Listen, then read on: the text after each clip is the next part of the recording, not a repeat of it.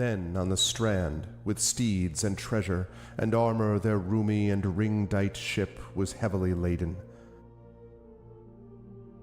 High its mast rose over Hrothgar's hoarded gems. A sword to the boat guard Beowulf gave, mounted with gold.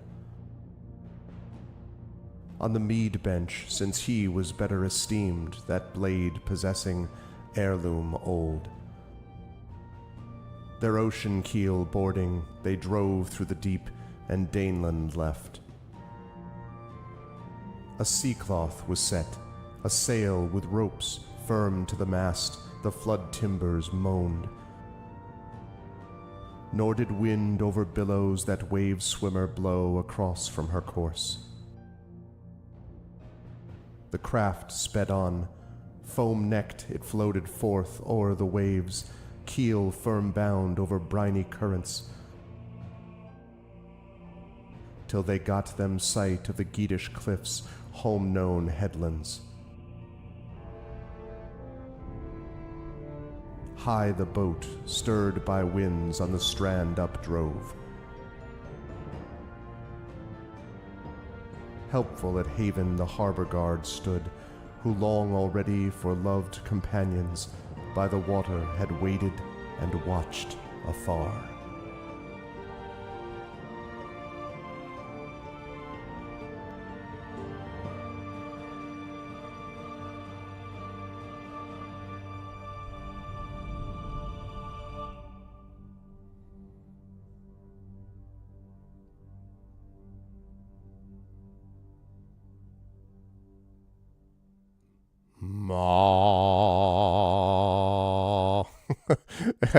That opening is very, very cool and very like, prepare yourself for adventure. Welcome everybody, welcome Argonauts to a Tuesday stream, and welcome to the final June stream of the year of 2024. It is June 25th, 2024, and welcome everybody to what I expect is going to be a really fun session today. Day 8 of Beowulf: Age of Heroes, Horror at Herrogate, plus the final vote for the chat chosen game of the month. Very excited for this as we start a new chapter of the Beowulf campaign. And there's a lot that happened in the last part of the campaign that we're going to have to discuss. What are the implications? What has happened? You know, what happened next? We left on kind of a cliffhanger, I would say, at the end of the Hermit Sanctuary. So we'll have a chance to see what might occur next to our characters. But before I get there, a couple of quick reminders about ways to support the channel. If you have not done so already, please follow the channel. Please check out our YouTube with !ArvTube. And if you were over there, I noticed a couple people commented on YouTube already. Thank you. That is a place that we are really trying to push. We have moved up to over, I think, right at 1,050 subscribers now. So we are at a all-time high, and we're trying to push even further. A lot of that has been on the strength of a lot of the shorts that we've been putting out. Thanks to the work of live suing, we literally have had a short every day for, I think, the last week. And we have another short scheduled for release. In fact, there's one that released today.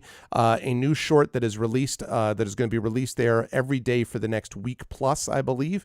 So we have a lot of content there on the shorts level that we're pushing, plus, of course, our regular archive videos from Twitch streams and so on. So please do us a favor and subscribe there, and please also spread the word and subscribe to us over on my Gen GM's channel, where we have now passed the 70 mark. I think we're up to like 73 or 74 subscribers over at Gen GM's. So we're closing in on that big milestone of 100 subscribers over on the Gen GM's channel, which is the show done by Zach Clay and myself regarding D&D and other tabletop role-playing game master enthusiasm stuff. So definitely stop by. You've seen them come by while doom scrolling. That's good. This is a way to sort of undercut or to break up the doom scroll with some cool scroll.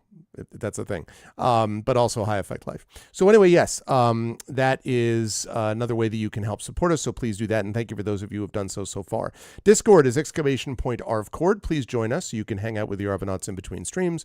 Twitter is !ArvTweets for as long as that site exists. Blue Sky is !ArvSky. The follower numbers are rising there too. And I'm trying to post on both places, and Blue Sky is becoming more functional all the time, which is great because Twitter is becoming less less so. So that would be great if you could support us on both of those platforms. And again, the website for this is arvineleron.com. Financially, exclamation point Arv Shop is our merchandise area. We have more coming up relating to the awesomeness that is known as Expedition from the Mysterious Peaks and Eberron Oracle of War and Shire Adventures, and hopefully a little bit of work with this campaign as well, not to mention channel stuff there. So you can get cool swag for yourself and cool stuff to support the channel. Please do that. And exclamation point Arftreon is the Patreon. Would love to see that number go higher. The closer that we get that up to 200, the closer we get to being able to run another Arvanaut Idol contest. I know that there are a group of people here who kind of like the whole writing thing and might be interested in supporting writing on another level. So assuming that you are one of those people who likes this crazy thing we call writing, you're going to want to see that. Not to mention a talisman tournament. I want to run another one of those. Not to mention, of course, that it supports us in our various channel goals, like the video that you just saw. And so we can do all of that if you were able to support us. So please consider backing up the Patreon. That's cool stuff for you and cool stuff for the channel. And you can also get the inspirations to help our tabletop players, which is really cool as well. You can also sub to the channel, which will get you those custom sub badges and emotes to use here, there, and everywhere across Twitch, and everything else that I've just said applies. There are different things you can get from the Patreon than from subbing. So both of those are good things to support if you can do so. Thank you, those of you who have done so already. On the publishing front, exclamation point Icarus is my graphic novel, award-winning graphic novel from Athos Arts. Exclamation point Library, that's my Tales and Tomes in the Forbidden Library, my 5e adventure and source book from Alligator Alley Entertainment, and exclamation point Greyshade.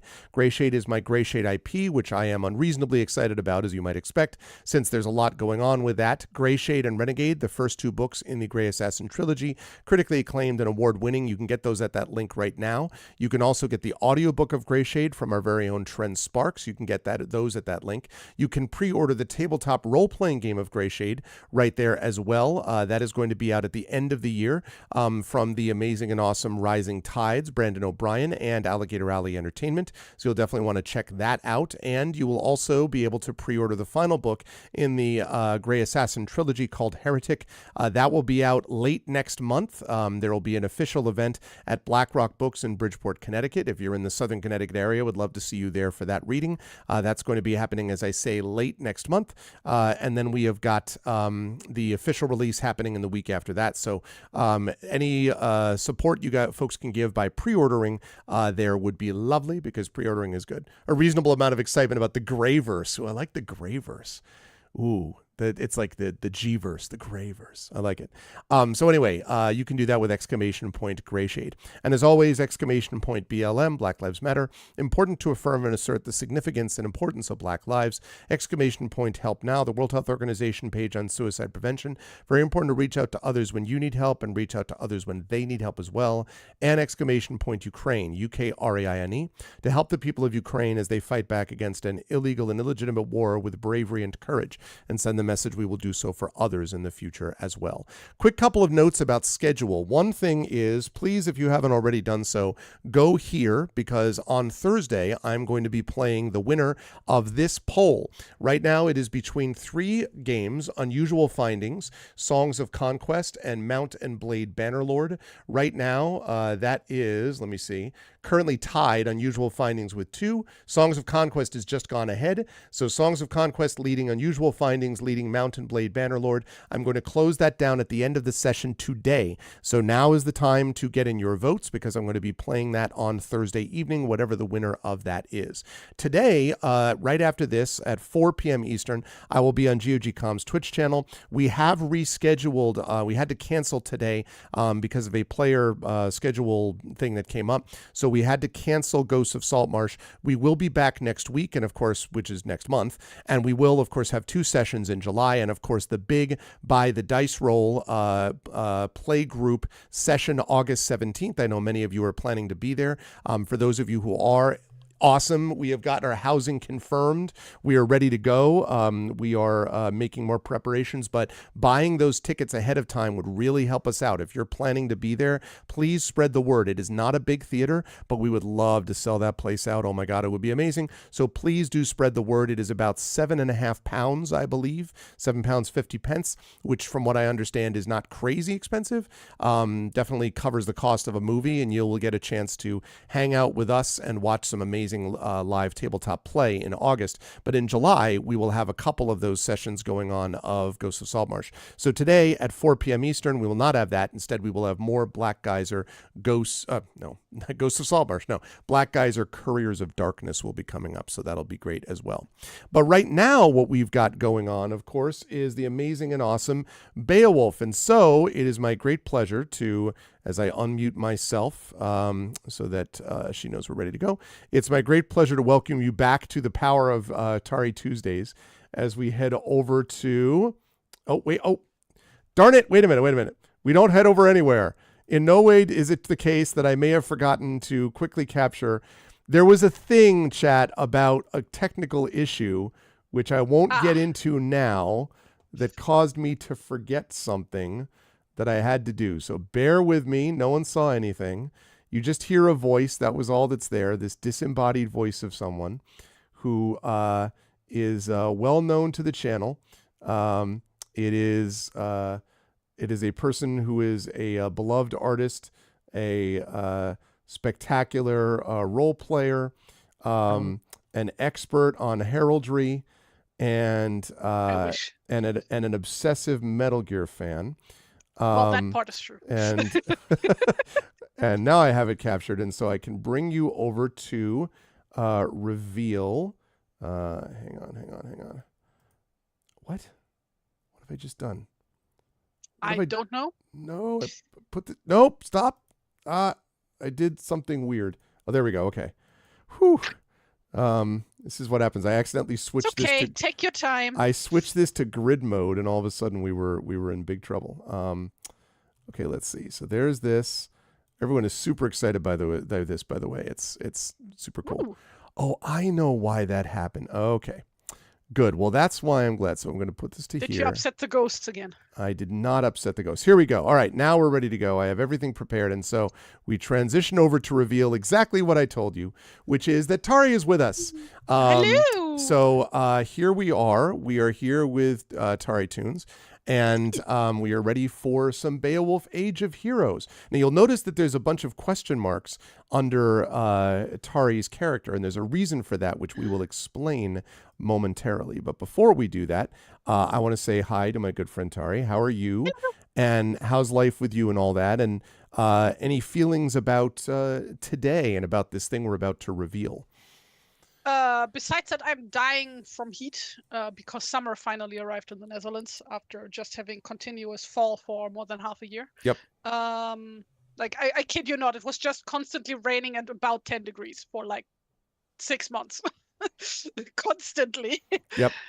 Cold spring for us too. Cold. Yeah.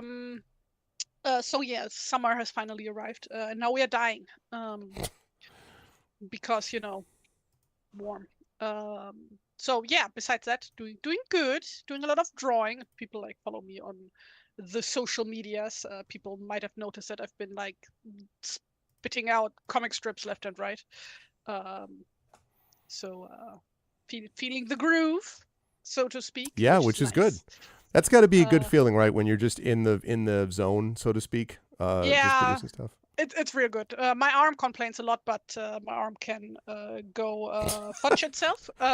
So your arm's like, yo, aren't I important to this whole art thing that you do? Listen, I do a lot of stretches and stuff. It's fine. Yeah. It's fine. You got to go do a Jean-Claude Van Damme training montage thing where you go out and just hammer your arm against a tree branch until it's so tough that one of those deals. Did I ever tell this bit on stream? I might have. I mean, I've been here for a long fucking time by now. It's true. But according to my family members, the first difficult word that I ever spoke, every kid knows mama, papa. Right.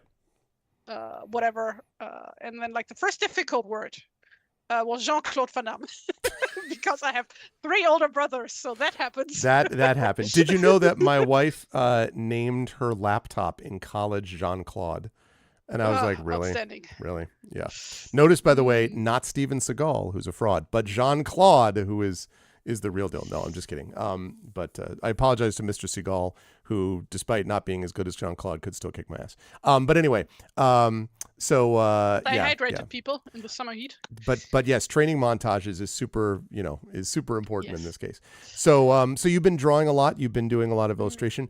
I was about to bring up something else artistic you were doing that you just told me about, but I don't know if I'm allowed to do that. Yeah, that's like published, half published, first 3 chapters. I've been dabbling in writing the past few months, and I wrote a Metal Gear Solid prequel fig, so to speak. Wait, the number that you told me is only the first 3 chapters? The number of words you told me? I've finished writing all of it, but I'm not publishing it all at the same time because, you know. So do you want to tell the people how long it was that you told me was, quote, not that many words? Well, it's just 30K words. Yeah, she's like, 31,000. I'm like, that's not short. And she's like, well, isn't a novel like 150? I'm like, well, epic fantasy is, but like my latest full novel was 99,000 words. So yours is a third of that. Like it would not call it a short. I would call that a novelette of fan fiction or novella of fan fiction. But I feel that's a very, very little compared to like what people usually put out. I mean, maybe in the fan fiction world, you know, that's a small amount or whatever. But yeah, a novel is 40K. See? Oh, see? See? So anyway, so congratulations, and I'm looking forward to seeing some of it. Since you published some of it, have you gotten, what has the response been like from the community? Oh, barely anything because it's fan fiction. Oh, I see. And it's not of the, how do I phrase this to not get you into trouble? Not of the adult variety, this one. Yes. So people are not very interested in it. They're like, wait, it's a story? Where's the, you know... Yeah. Where's the involved details about things that normally don't come up in games same way? Yeah. Yeah. So, no. Also, like, not the most popular characters that I wrote about. That's cool, though. I mean, it really is. Congratulations. That is definitely an accomplishment and achievement. And then you get to, the thing is, too, you can illustrate. You have the ability to illustrate your own work in a way that, for example, I certainly cannot do. So, yeah, you could illustrate your own work. When are we going to get the graphic novel version of what you just did? You know? Oh, God, that would be so much fucking work. Maybe sometime. It would be good work. But then I would have to, like, draw guns and robots and machinery, and that's, like... And uniforms. Ugh. I don't like uniforms. Nari says don't give her ideas. Uniforms and suits. You're not thinking about this right, Nari. All Tari has to do is do that and then file off the serial numbers and be like, welcome to the world of Leathercog, daughters of the people who like their country. And you're like, is this Metal Gear? No, it's not Metal Gear. And then all of a sudden people like snap that up. You have 1 million followers. Sure thing. You know? Absolutely. No. That's how this rolls. Yeah, no. Your current favorite fan fiction is 925,000 words? What the frick? Greg, you don't understand. No, like, I don't, clearly. Writers are insane. I'm pretty confident that in my life, I have not written 925,000 words. I'm pretty confident. I mean, I probably have written in my life like 600,000. Well, the thing is with like fanfiction writing, right? You have to do only very minimal world building stuff. You can just concentrate on all the other stuff, you know, the other stuff that's like not in the official work. Yeah. So it's like right. There's a lot of story that they can back up. Do a lot of setting scenes and shit like that. It's just like here's like one sentence reference so that you like know which part of the game this is referring to. Yeah, no, I guess. I mean, yeah, Emily, I saw that you said that, but I thought I saw you said that, Emily, but I thought that was like an exaggeration, like not no, for real. This is what they normally do. Like 500. Oh my God, I can't. I would. No thanks. I can't write that long. Anyway, so 30,000 is a small pittance compared to that, I guess. But Yeah, still, it I am is. looking forward to seeing it. I'm looking forward to checking it out at some point. But now you're with us. What are you thinking about today, by the way? Stuff. Spoilery stuff. I'm Mhm. very much looking forward to seeing where this next adventure goes. And I'm sure that what was the name of the adventure again? Horrors of Harrowdale. Horror at Herrogate. Horror at Horror. Yeah. Haradrim at Hruhara. Yeah, exactly. Yeah, that. Sounds like a very lovely vacation time. I'm sure nothing scary or tragic or dark might happen under such circumstances at such a place. Not in the least. And in case So, chat doesn't know what we're talking about, let me just quickly move us over to exactly what Tari means. That. I'm sure that's not a problem, right? Look, you can see it's a pleasant pleasure cruise where you get to meet some nice people, the oh locals. God, we're gonna have to deal with Draugr. You know, I mean, it'll be totally fine. I can't Are they called imagine. Draugr? Also in Old English. What are they called in Old English? Here, well, there is a term for a creature called I believe Dreagl, so I'm guessing Dragel, Okay. would be, but it's in the same ballpark. Yes. A revenant. That would be the modern English term. But, Yes.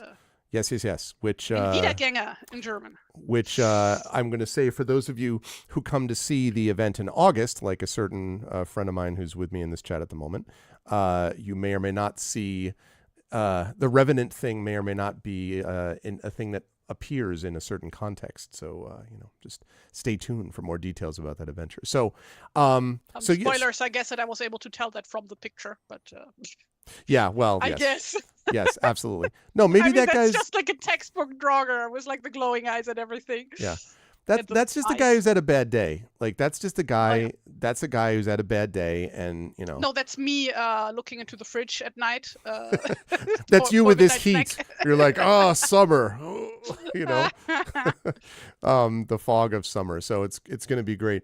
One of the best fan fictions I've ever high live sewing was an interstitial book length version of LMB's Shards of Honor, all told from Simon Illian's point of view instead of Cordelia Naismith's. Wow. I listen.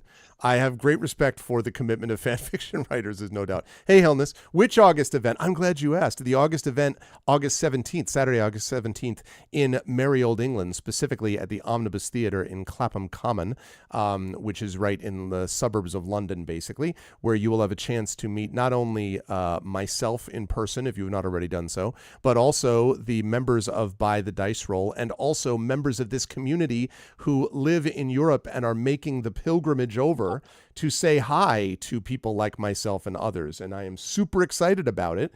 And so should all of you be. It's going to basically be an Arvanaut party with as many Europeans and outside of Europeans that we can get there. For example, those living in England outside of Europe. Sorry. Too soon.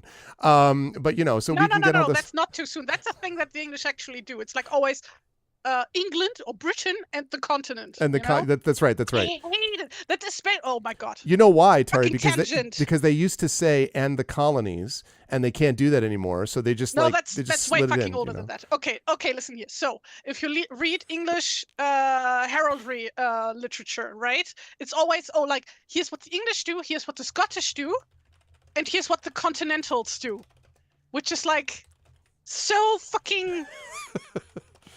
Are you suggesting that the British have strangled Arthur Fox Davies and everybody who came after him? No, are you suggesting that in the past there was a little bit of superiority complex around some of the people? In the past? Listen, I'm just saying. No, but like the issue is not any like kind of superiority complex. It's like the whole idea of like, in Europe, like that's like one big homogenous blob. Right. No, I know. Well, clearly because all of Europe speaks the same language in the same country. No doubt about it. Listen, there's the English and then there's Europe. So like, the Belgians, the Spanish, the Dutch, the Germans, the Portuguese, these are all the same people, exactly same culture. Especially all the Belgians are the same people. Totally. Right? Oh yeah. Like, listen, they've never had any like Austrians completely like Liechtensteinians, like Yeah, totally. There's all that. So, but yes, that is a good point, though, Hilness, that there is the Gen Con August event. That is correct. There will be an event at Gen Con, of course, as well, which is that live D&D event with authors. And I know that a certain Hilness will be there as well. So, yes, Indianapolis and then England. It's going to be awesome times. So, how does he name the Belgians first? As a Dutchman, I am offended. Well, I mean, listen, if I were to describe before D in the alphabet. that, right, exactly. Also, better chocolate than Also, the name is much older. Also, according to Tari, Belgium has a better climate than the incredibly swampy conditions of the Netherlands. I'm just reporting what I've been told, that there's a little bit of humidity in the Netherlands. Just a bit. Say that? I believe you said I am melting in the humid heat that the Netherlands calls a climate. I believe that's more or less. Yeah, but like that was in comparison to Belgium. Okay, so you think, yeah, but let's be honest, though. I mean, fair enough. I'm pretty sure but, that the northern part of Belgium is just about the same climate-wise as Netherlands. Really? So. Okay, but the chocolate thing is still the case. You forget how tiny everything here is. Well, like, it's like. No, I don't, because you're all European. If I would like take the car now, I could be in Belgium in like 20 minutes, 30 minutes. I'm not sure. So interesting. Like, if I took the car, I'd be in Trumbull in the next 30 minutes. And so they're gonna. It's a town in my state. So Belgium is further south, so it's warmer. This makes perfect sense. Like for comparison, okay? Yeah. The entire country of Belgium has less landmass and fewer people in it than my home state back in Germany. Now, who has a superiority complex? And like Germany is already tiny comparatively, like on a global scale, right? That's how tiny Belgium is. Belgium is not big. Yeah, but chocolate. Also, they produced Hergé. So let's also produce the author of Tintin. Those are two huge positives for Belgium. Who wrote Gaston. Right. Love Gaston. That's true. So there's also that. So you have to keep that in mind. We're going to talk about. Smurfs are Belgian. And also Belgium produced Effect Life, which produced Arcanus Bot. Arvbot. So let's keep that in mind. And obviously the Dutch produced someone that you know a little bit, Tari. So like there's also that, the Netherlands have a few historical things that are kind of semi-okay important, yes. right? The one thing that the Netherlands should be known more about, is for eating their own prime minister. Is that true? They actually ate their own prime minister at some point in the distant past? Yes, really? They did. I see. And apparently it was very civil, actually, the whole cannibalism. Which is, honestly, people like, after the stream, look this up. It's an amazing story. Belgium chocolate. Dutch cannibalism. I'm just saying. I report, you decide. You could drop Belgium into Lake Superior and have it be an island. An island with delicious chocolate. All right, we're not going to talk anymore about this. We're going to get into the actual session for today, or we're going to spend a lot of time navigating. I love how this is generally my thing, is to allow the Europeans in a Tuesday stream to argue with each other while I, as the American, sort of sit calmly by and watch this happen. Because you hope strong. That's exactly right. The island of living chocolate. Oh, it's delicious. Anyway, so Maryland is 12,000 square miles, 400 square miles. Belgium is 11,700 square miles. Wow. Yeah, I mean, but it's, oh man. Anyway, regardless, I'm looking forward to meeting people in August. I'm looking forward to seeing everyone there, and I'm looking forward to our session today. Now, in our last session, chat, we had an epic one. Let me fire up the music here. We had an epic session during which the terrible creature in the Hermit Sanctuary was defeated. But it should be noted that although, actually no, not Willow in the Light. Let's go with some Across the Moors, shall we? But it should be noted that while the group, oh wow, way too loud. Sorry. I'm sorry. Too loud. I like it, but that's a little overboard for this. Okay, there we go. While Runesild was able to defeat the dread beast, which had been released from its imprisonment unwittingly by those on the island who had basically picked up portions of the tower above which the monster had been imprisoned. And as they removed the stones of the tower, which had been runically locked in place, as they removed stones from the tower, the monster was eventually able to break free and then wreak its vengeance upon the people of the Hermit Sanctuary. But Runesild and her compatriots were able to defeat the creature. but at a cost, because at the end of the battle, the creature was driven out into the light, with essentially Runesild riding it, more or less, and running out of the cave. And then as the creature leaped into the ocean, essentially melting as it did so in the light of the sun, Runesild plunged with it to an uncertain fate. And so I want to take us forward here to I want to take us forward probably about a week or so. And we are standing looking at the back of someone who looks out to sea. This person has long hair that flows from beneath a helmet. And there is a cape or a cloak which is waving as well as the person looks out to sea. And as the camera kind of gradually zooms in, let us say, we see standing next to this person is a familiar-looking face. It is the face of Rickmod, the follower, one of the followers of Runesild. Rickmod is standing there, her wispy white hair blowing in the wind, sort of stooped. And she says, "You know you won't find her out there, no matter how much you look."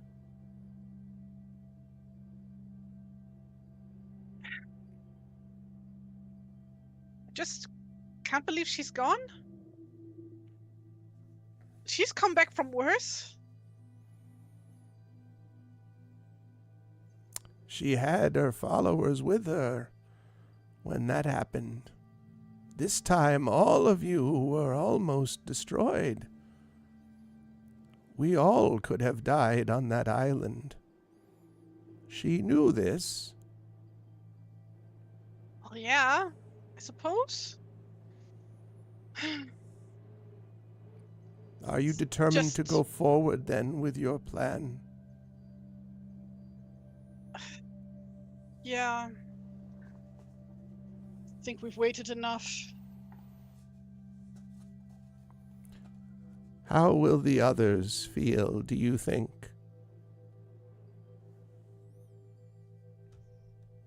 Honestly, I think, or at least I hope, I suppose, that they will be happy to be off this forsaken island.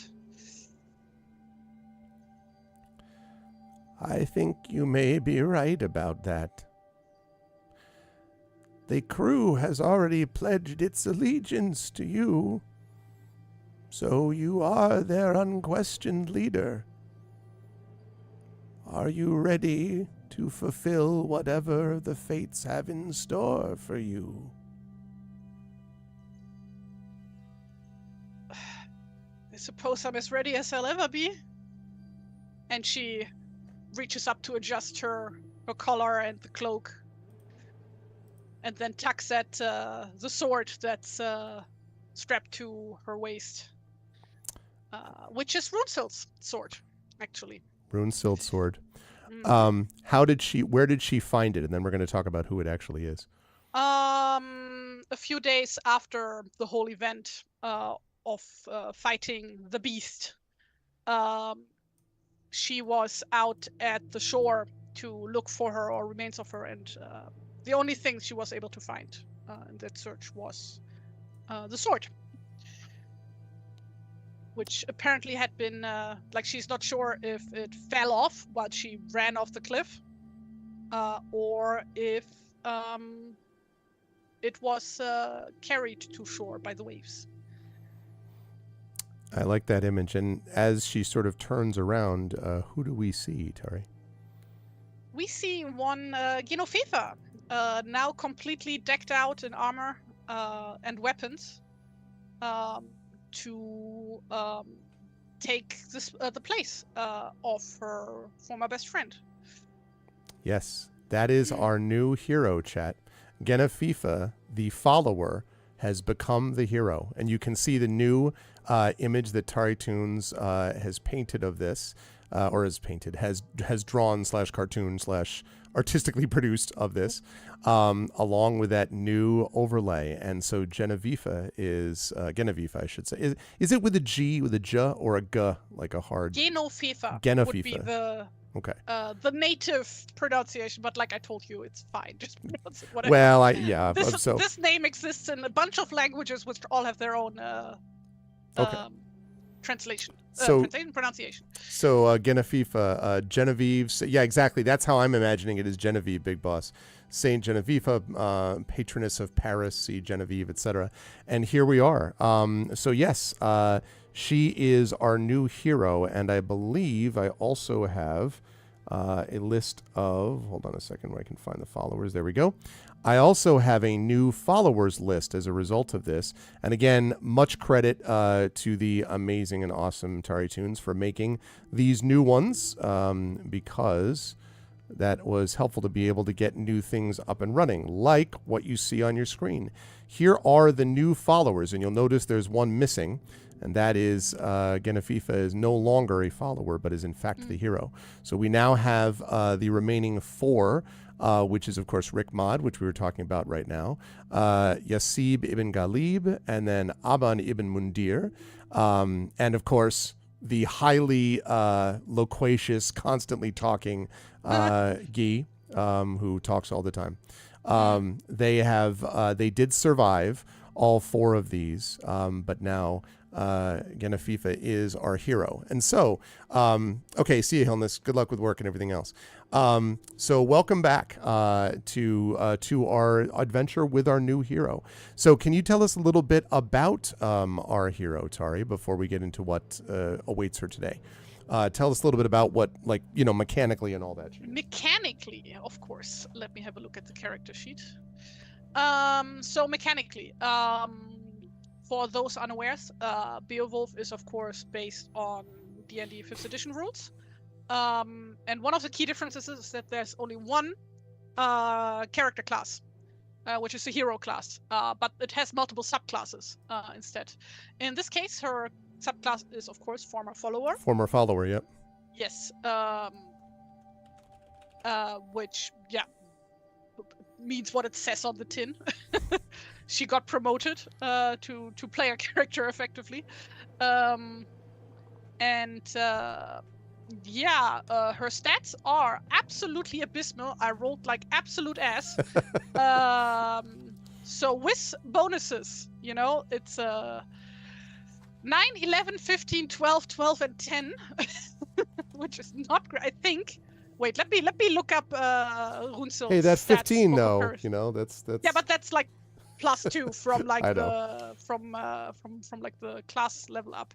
So like for comparison, Runsel's stats were 14, 20, 14, 12, 13, and 18. So slightly depowered, slightly nerfed. Then again, Genevieve is technically just normal run-of-the-mill gal, without any like noble blood or mermaid ancestry or whatever. So it fits the bill. I am a bit worried for her. Because Runsel, like, she was a hard hitter, Mm-hmm. and difficult to hit. But yeah, besides that, let's see. Her alignment is the old ways again. Those unfamiliar, there are 3 alignments in Beowulf, which is the old book, which is like effectively Abrahamic religion, like Christianity, Judaism, and Islamic, but like the old version, at like the Dark Ages version. The Dark Ages. We don't call it that. Migration period. Yes. Iron Age. No, not Iron Age. That's too early. The slightly dimmer ages. The slightly dimmer ages. And then there is the old ways, which is basically whichever flavor of local pagan tradition there is. Mm-hmm. And then there's neutral, where it's like, oh, you don't subscribe to either of these fully or at all, or maybe both fully. Who knows? That can happen. I mean, we all watched Sergeant Warrior. Mm-hmm. And in her case, with the alignment the old ways, she follows the three sisters, which is something that I made up because I don't like doing real world religion with my player characters. Which is like strongly inspired by the three fates or the Norns or, something like that. It's like a very recurring theme across various histories on religions of like the three matronly goddesses, figures, whatever, see that a lot. So I thought it quite fitting. This one specifically inspired by a statue that I saw in the Roman Germanic Museum in Cologne, which depicts these three old women, or women in general, with these weird round headdresses. It like used to be an Ubier artifact, apparently. The Ubier being one of the tribes in the region. Sorry, history tangent can never can never resist those. Besides that,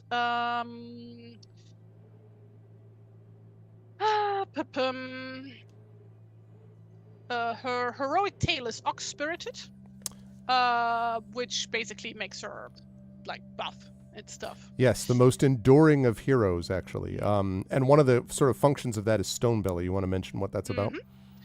Basically resistance to poison and shit, which is nice. Yep. I figured that fitting for her because she is a brewer, so I like to think that she can handle her alcohol well. I would agree. And actually, we have her set for third level? What do we set Second her for? level. Second level, okay. Because at third level, she's also going to get something called Glutton for Punishment, where you can spend a hit die to gain resistance to one type of damage of your choice, and critical hits of the selected damage type also become normal hits, and the effect lasts until the beginning of your next turn. So in the case of the battle that was fought in our last session against a creature that was doing a whole lot of pummeling, trying to resist bludgeoning damage, for example, would have been probably a good idea in a scenario like that. So a very strong character that does not, easily fall by the wayside, which I also think seems to fit her, like for all of her sort of like fragility or not fragility, but kind of her uncertainty next to Runesild, who was the opposite of uncertain. I think it's cool that in the wake of what happened to Runesild, that she's Genevieve has sort of stepped up and been like, I've got to be tougher and stronger, and has sort of learned something from that process. So it's also metaphorical in this case, because she has always been in Runesild's life be like the constant, basically. Yeah. Like Runesild like being the daring, outgoing one who's like always causing mischief left and right, and then like Fifa being like the person who grounds her. Basically. Yep. I just thought that would reflect that nicely. I also have a surprise for Tari, which is that as I look back at the adventure here, this is not going to affect you. You won't have to worry about this today, but for our next session, I would actually like you to level up to 3 because for a variety of reasons, but one of them has to do with the nature of the adventure that you're going on. I would like you to you're not going to consider, you're just going to do it. You're going to level yourself up to 3. So as I say, that will be, you don't have to worry about that too much for today, but it is something for later sessions we'll need to have you at. So you'll have that thing that I just mentioned, of that resistance. So nice. Good stuff. What do we have for hit points? And maybe that one you can actually roll, since you can do that now, actually. 19 currently. 19. All right. But that's pre you rolling. Now, are you going to do what you should do? Or are you going to, take the roll of the dice? So, I'm going to roll since we are on stream. There we go. See? None of this, average nonsense. It's about in accordance with the 3 sisters,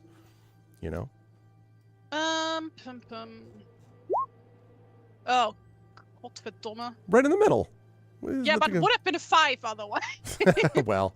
If I took the average. Then we are at 23, I think, right?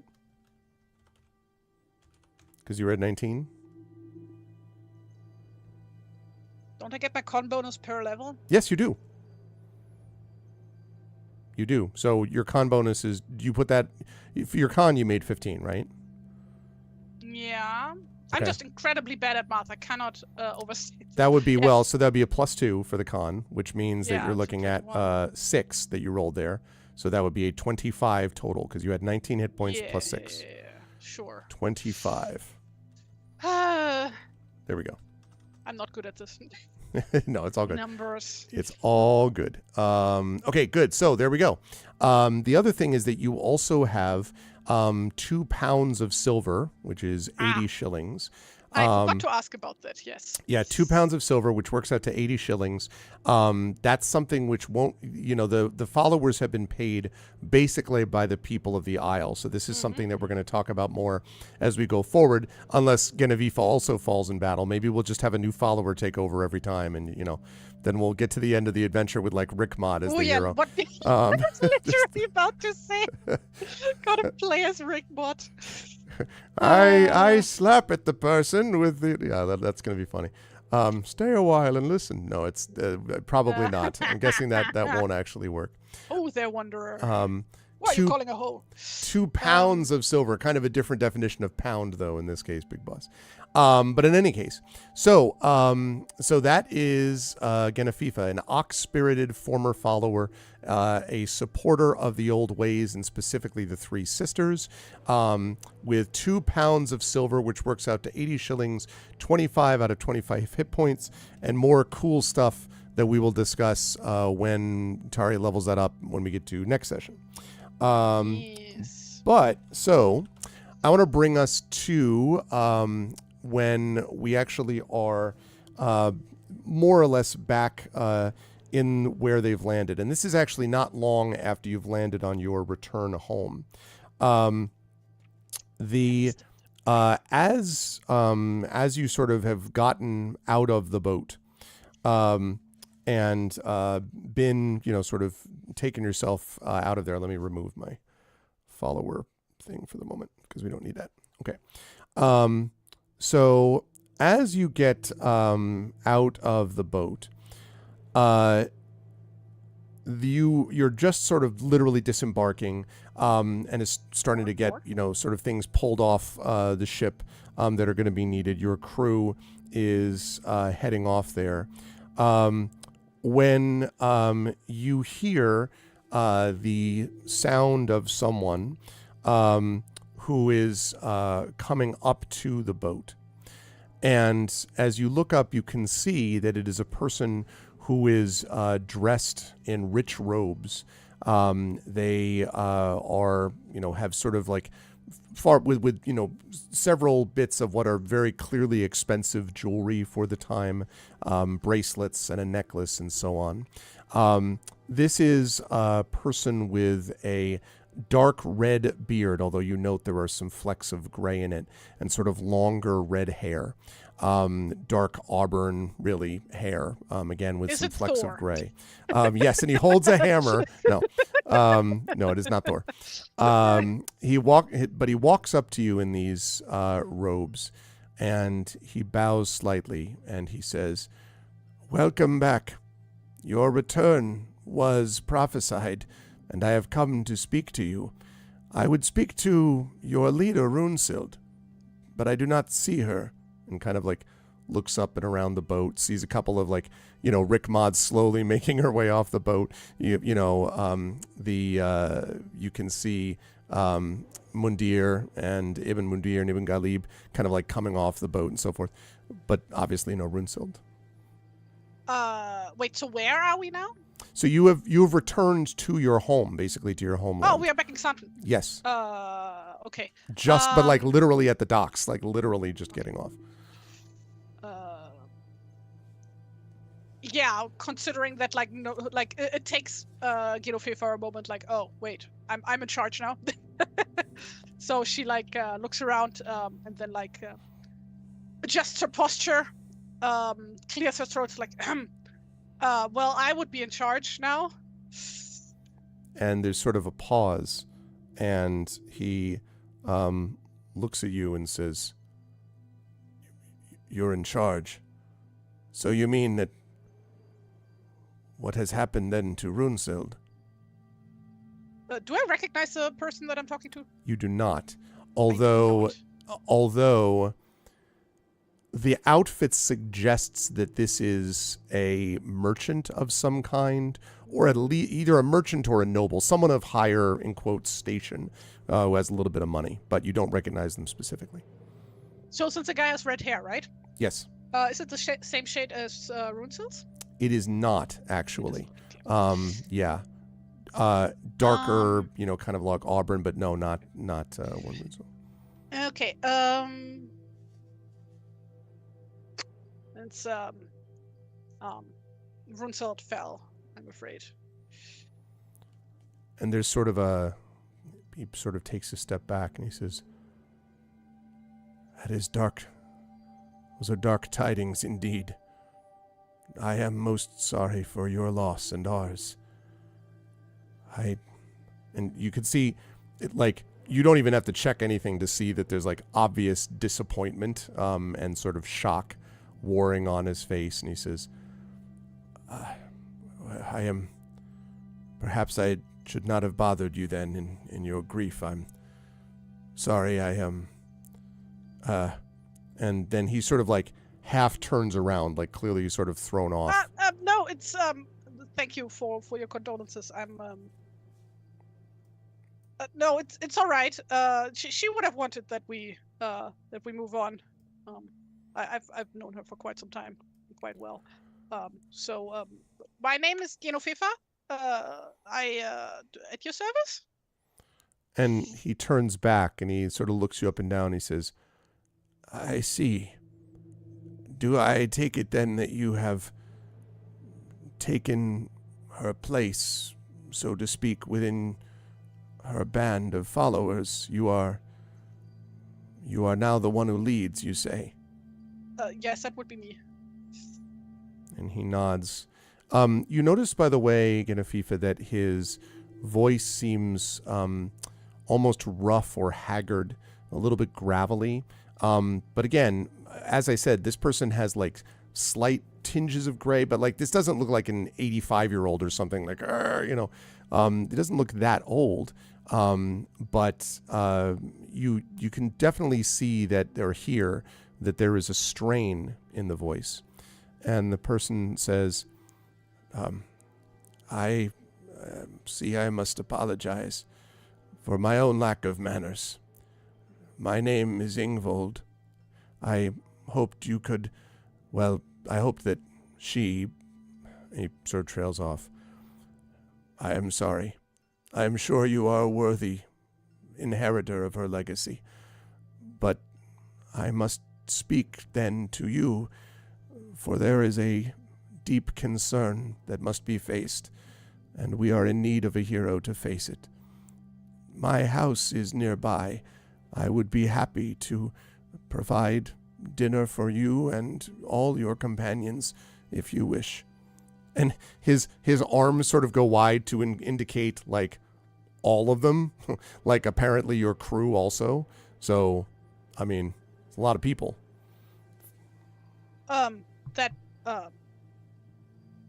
Thank you. Of course. We'll gladly come. So how far away did you say your house was? Only, perhaps just 5 minutes walk, and he kind of points up. Oh, all right. Sort of up above, like up the hill where the houses get nicer and nicer, basically. Yeah, then she turns around and addresses her crew to like continue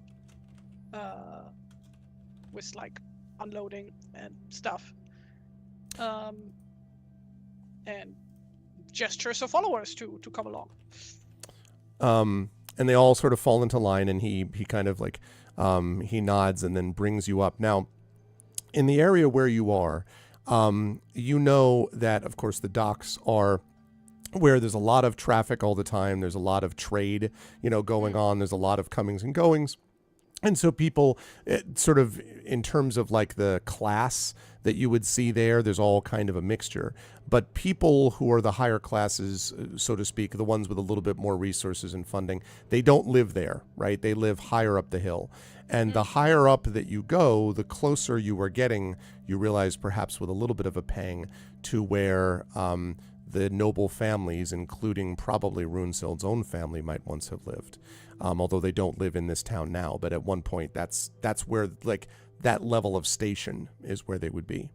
And so he finally brings you to, again, about 5 minutes, he's right, to this place that has a fairly large sort of front, not exactly a lawn, but at least kind of a bit of a rolling hill. And there have been several benches placed where one could look out to the sea.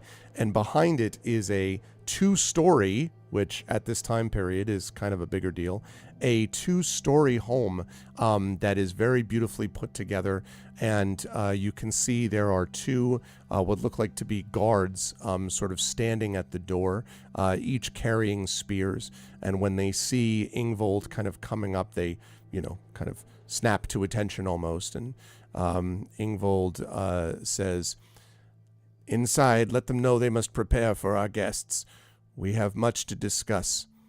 These are heroes, and they must be treated accordingly."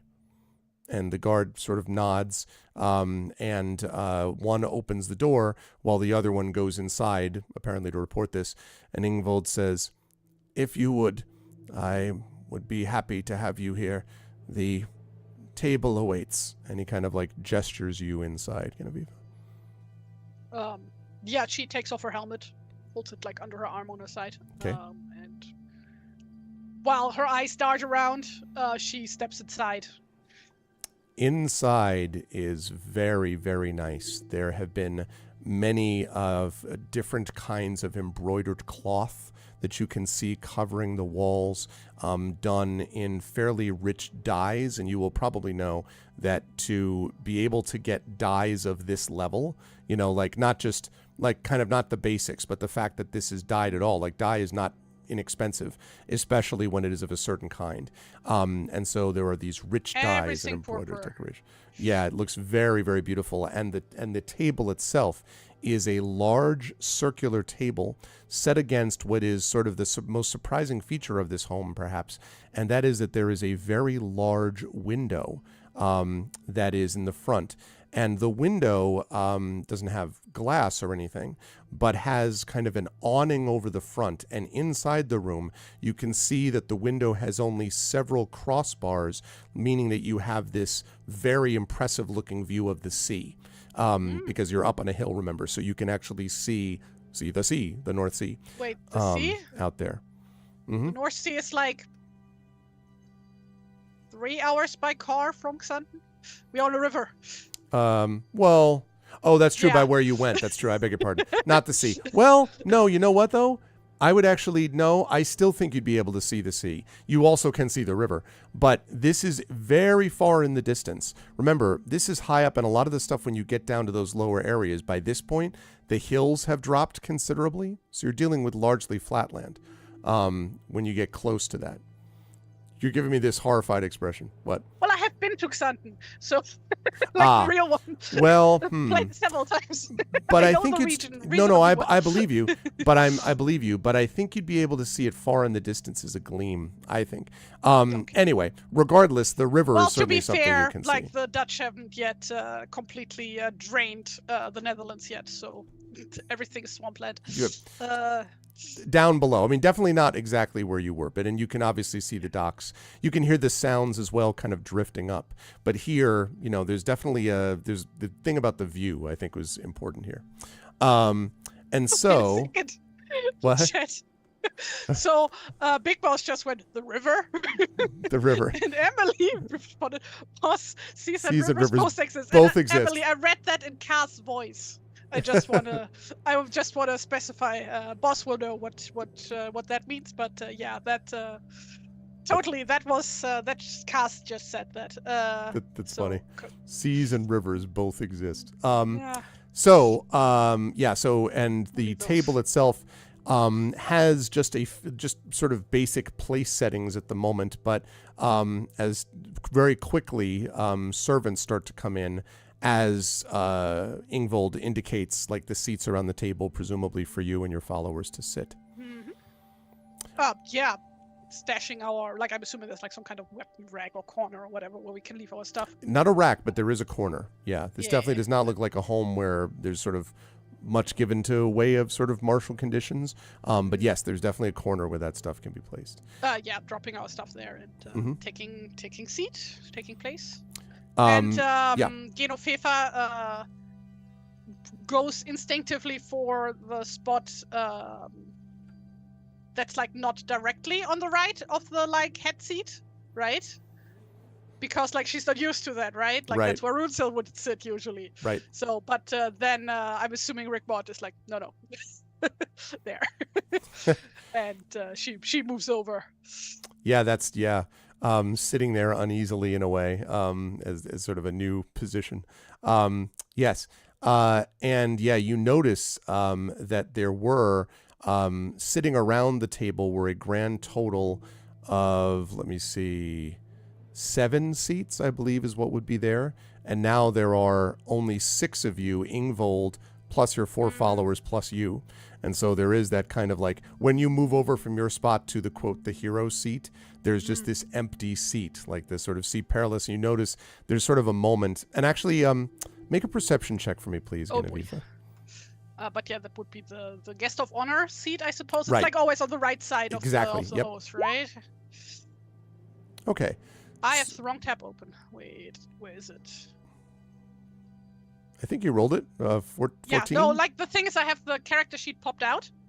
Oh, I see. And then the window that has the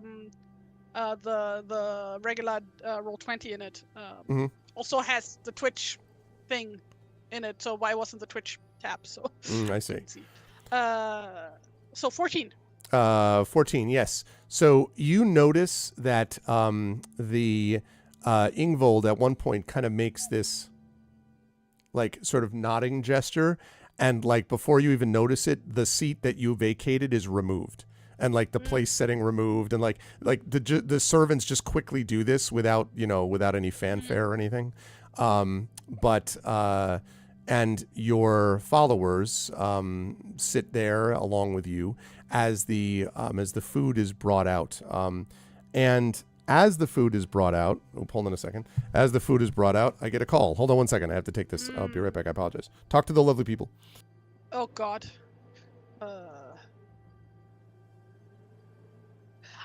I wonder, does Xanten actually have hills? Because I don't remember seeing any hills in Xanten. It was very flat, if I recall correctly. Let's see. To be fair, I've only seen the outdoor museum, which is amazing. Like, absolutely. If you ever get the chance to visit the region, go see the Roman Outdoor Museum, where they dug up.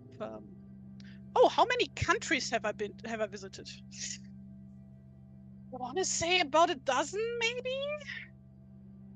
Okay, let's see. So Germany, obviously, Netherlands, Belgium, Denmark, Sweden, Greece, Croatia, Italy, France,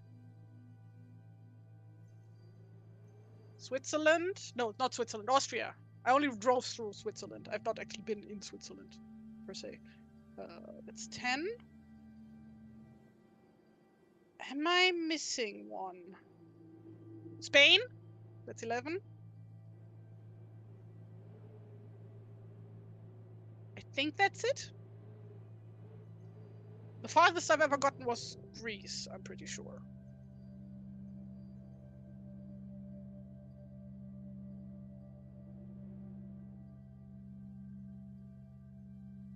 No, I've never been to the UK, actually.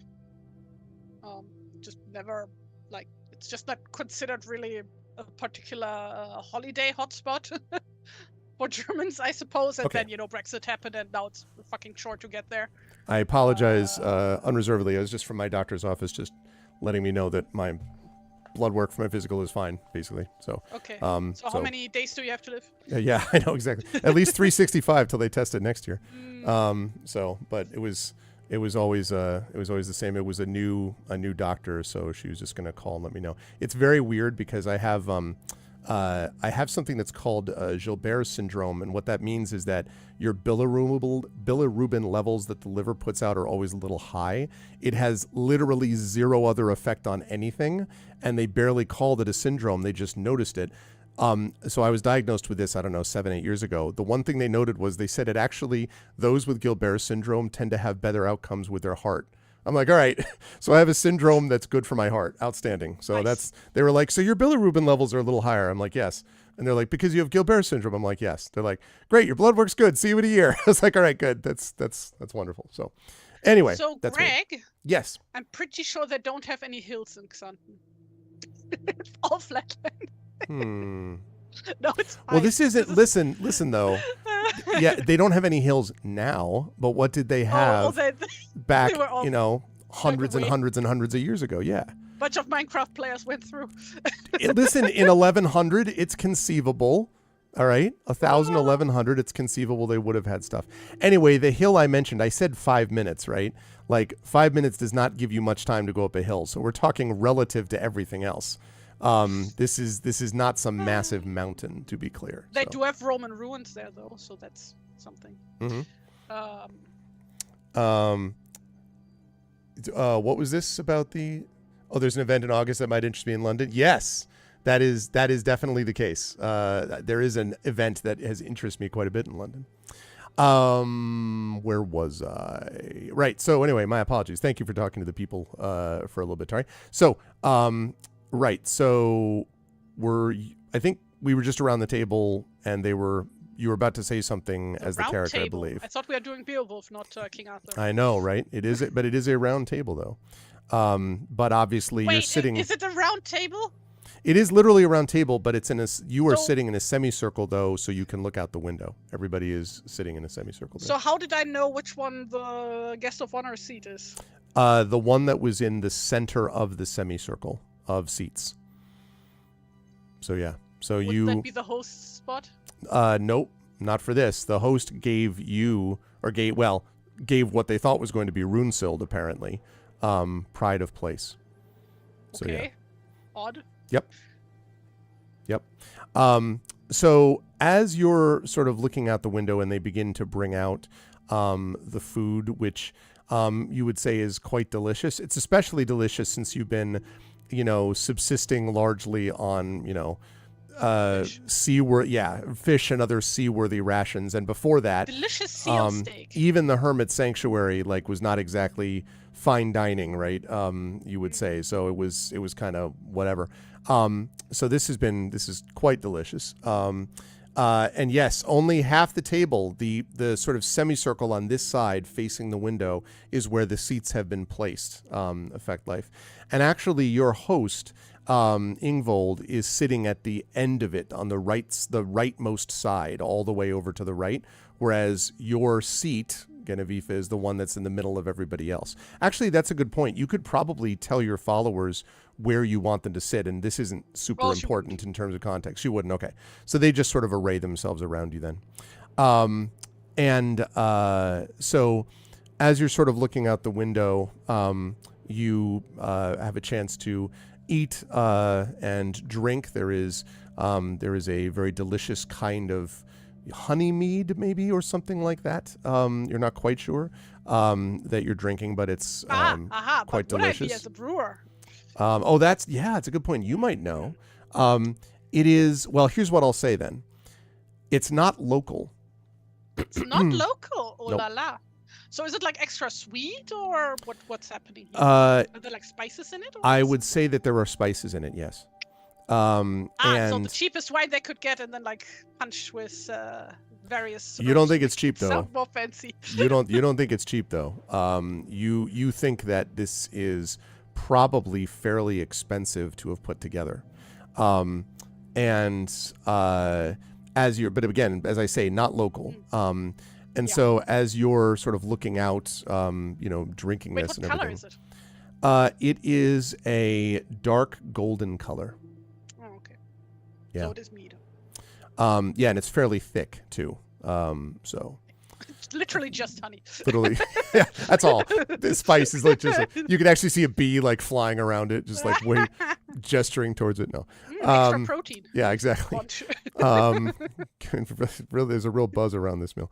Okay. Hey. Oi. So, as you're all sitting there, eventually after the meal has been settled and people have kind of pushed their chairs back from the table slightly, Ingvold, who has been mostly quiet, just sort of occasionally giving quiet instructions to his servants and so on, is waiting. And then when you're all sort of done and looking out at the scene, he says, "I hope that you enjoyed the repast that we've prepared, though not as opulent as I might have wished in other days." What do you mean not opulent? This is a feast.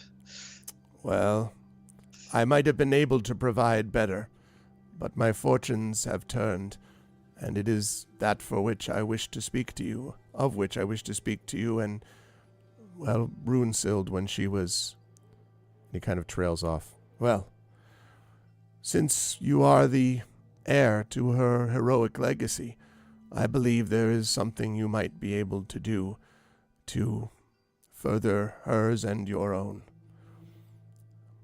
As I say, my name is Ingvold, and I am a trader. There was, at one time, very few who had ventured as far as I did, up and down the river, to and from across the sea. I was responsible for, at least many people around, gathering resources of various kinds, and being able to bring them to others. In particular, I have begun to discover and bring back certain foods and spices. You may have tasted some of them in the mead which you lately had. And he kind of gestures at the mug. And he says, "This was at least what I used to be. But I have fallen on some hard times, and the concern that I possess is not for me alone, but for all those who live here in lands of some civilization. You see, there is, well, one of my trade ships, heavily laden, was on its way back. It was on its way here, and would have cemented my fortune. I had perhaps extended myself further than I might have normally, but I thought it was worth the attempt, and there was no reason to believe there would be any concern from before. They put in at the village town of Herrogate." Now, you know that Herrogate is several days' journey, basically, first of all, down the river, and then several days' journey up the coast of the North Sea. Not exactly the opposite direction of the Hermit Sanctuary, but not really in the same ballpark. It's coastal, and it's sort of leading the mouth of the river and then turning to port, I believe it is, and heading up that direction. And Herrogate is basically known as sort of I'm trying to think of what the modern equivalent would be. It's like a prominent place where a lot of ships will put in to get, repair, or where sometimes people will stop as sort of a waypoint. And so it's a reasonably sized village, maybe bordering on town, but it's not the most exciting place in the world, right? It's sort of sleepy and very little happens there and whatever. But it has, people, there's usually an inn there that you can rest at, or I should say a mead hall, I beg your pardon, that you can rest at, and things like that. I was about to say inns. Yeah, not inns. No, mead hall. Mead hall that you can rest at, and so on. But nothing really happens at Herrogate, at least not that you've heard. And he says, "So the ship put in at Herrogate. That was some time ago. There was a delay in the ship arriving here, and in fact, the ship never arrived at all. Eventually, I and some of my people went down to the mouth of the river, where it turns along the coast and heads up in the direction of Herrogate.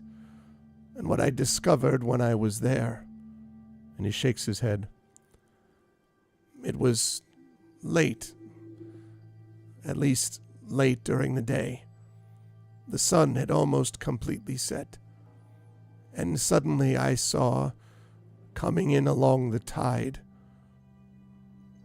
and he sort of shakes his head and swallows, and you can see now that his eyes look almost red-rimmed, his bags under his eyes puffy as if from lack of sleep. And he says, "The ship itself had almost no one on it, but one man, one of my oldest and most trusted servants, whose job it was to count the goods that were being moved from one place to another. He was there at the prow of the ship, slumped over the rail, half dead. The ship looking tattered, the boards, some of them rotted away, the sails ripped to shreds, finally came up on the shore and just plowed into it, really. It didn't stop. Well, my people and I rushed over. All that was left was him. No one else was on the ship. I said, 'What has happened? What has happened to the rest of my people? What has happened to you?' He looked up at me with eyes black and dark, like pools, and said,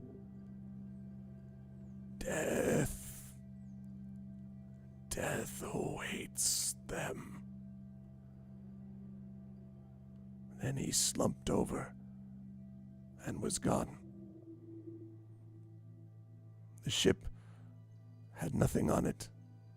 No goods, no crates, not even weapons. How it had made its way down to the river is beyond me, and I could no longer ask my servant who is now dead. With that ship went all of my fortune. What I have left now will not last me for the next several weeks. Those who still serve me do so out of loyalty, but not for pay or provision. And what I have given you is the last of my quickly dwindling stores. Something killed my people. Something killed my servant. And since then I have heard stories of the dead who walk in the village of Herrogate. I appeal to you. If nothing is done, then that route will no longer be safe. Trade will collapse, and eventually everyone will retreat to their own homes, and more will die, including," he sort of pauses, "my own son. He was with them and did not return." He sort of falls silent.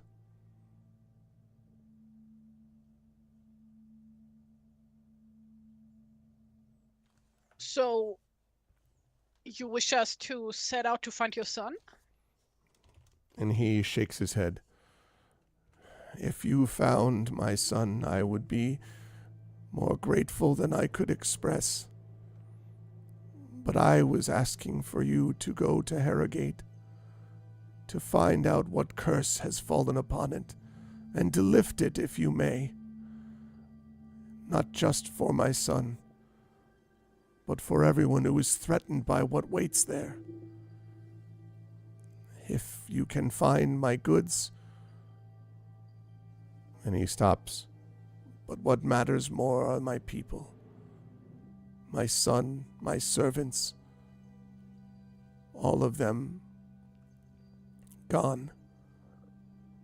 If you could return any of them, even news of any of them. I would be grateful beyond expression. And as I say, this sort of haggard voice of his does not seem to be from age, but from use. You know. So Genovefa looks a little bit lost and looks for reassurance from her followers, just like looking at them like. So Guy kind of like has been very quiet, right, as usual, and says, "The dead," and just sort of stares at Ingvold, and Ingvold nods. "That is what they say." And Guy looks at you, Genevieve, and says, "The dead are dangerous. Not monsters, but men." And then folds his arms and looks away. Rick, Surely monsters are more dangerous than men, right? Guy is silent, and Rick Mod but says nothing. I think Mundir, Ibn Mundir, at this point says, "It is said the dead are more frightening, for we will be one of them someday, and that cannot be said for monsters, though men can be monstrous enough.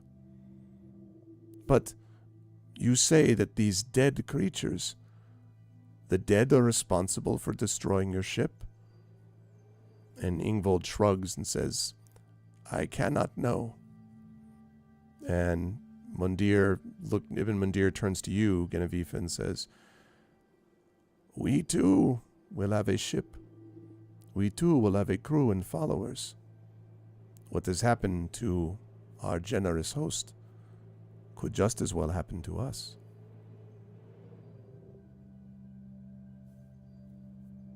And Well, I should say that Yasib next to him sort of nods but is silent.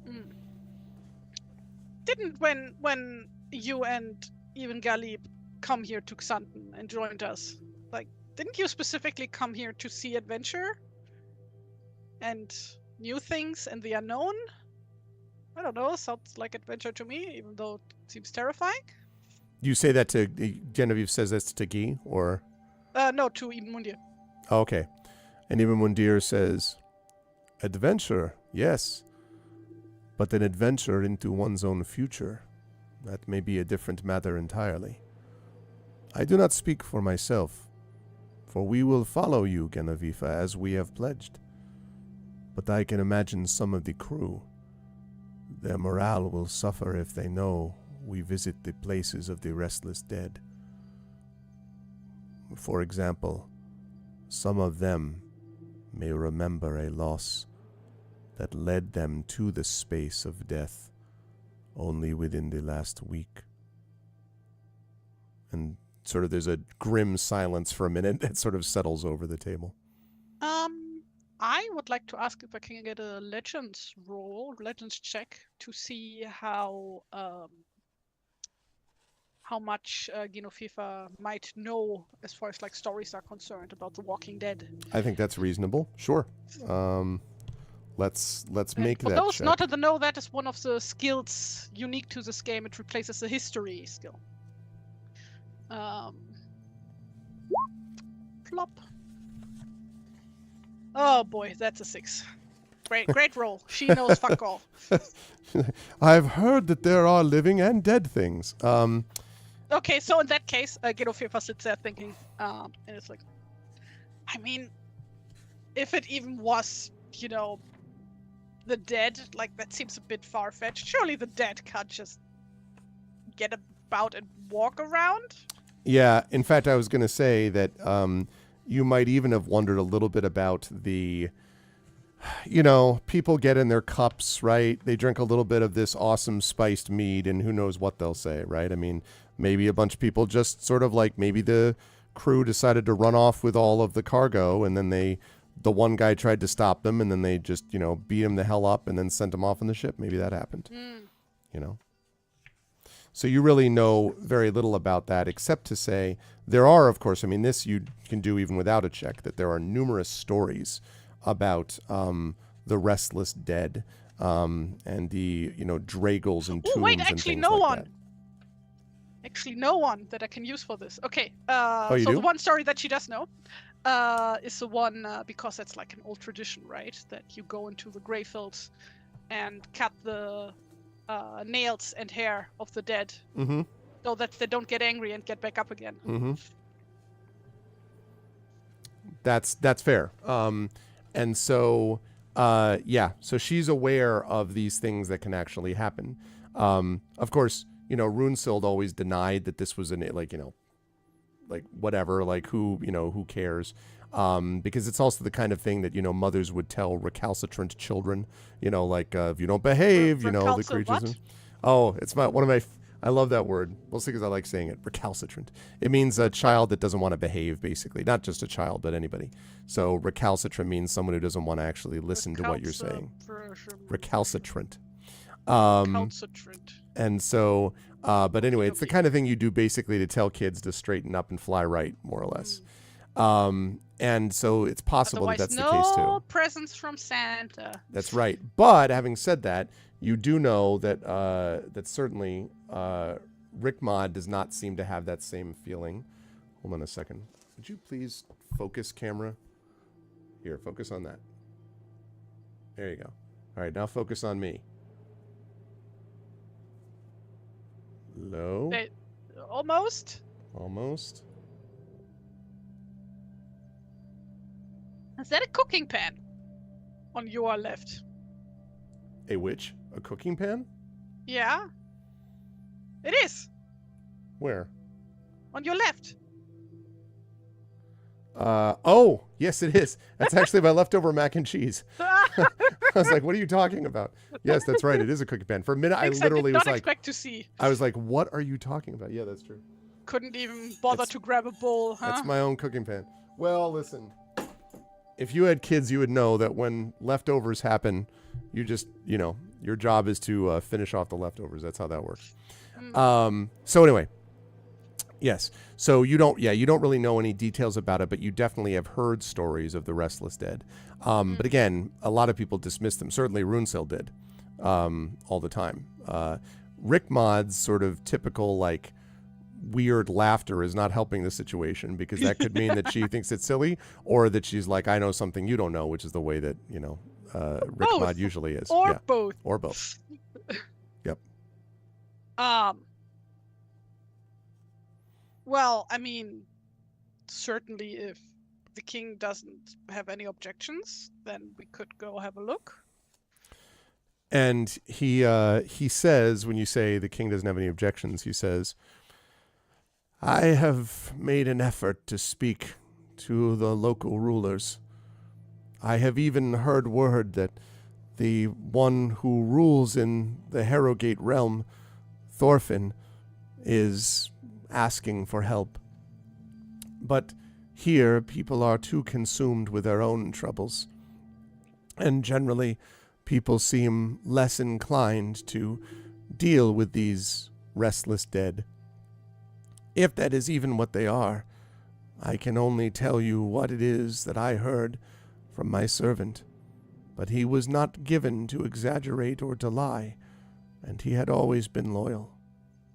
The one that you found on the barren ship. That is right. The only one.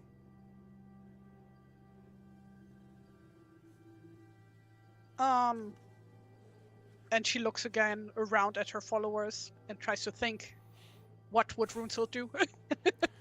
And then goes, well, that certainly sounds like a dangerous endeavor that we would need some recompensation for. Make a persuasion check for me, please. At -50. No, not necessarily. Oh, that was not bad. That's See? a 17 without Not any bonuses with that. He's like, get out of my house. No, just kidding. It would have been worse. No. He says, I will, of course, provide you recompense. If you are able to find even 1/5 of the goods that I had on that ship, I will be enriched, and that enrichment will come to you. I will make sure to distribute a great deal of silver to you, and, of course, would build your reputation. If my business were, he doesn't say business, if my activities were restored, I would also spread your name throughout the North Sea and the Whale Road. And I would Trying be to happy. pay me in fucking Exposure? exposure. No, he's Woof. actually offering you money also. That's the Woof. big difference. Delicious exposure. Delicious exposure. The thing that everybody knows you can survive with every time. So yes. And she looks again at her followers. That seems right. That seems appropriate, right? And she nods. Especially looks at Rickmod. She nods, and Rickmod says, kind of having, her chuckle having stopped, she says, sorry, making a note for myself, she says, you spoke of wishing to learn what it was that had made Runesild who she was.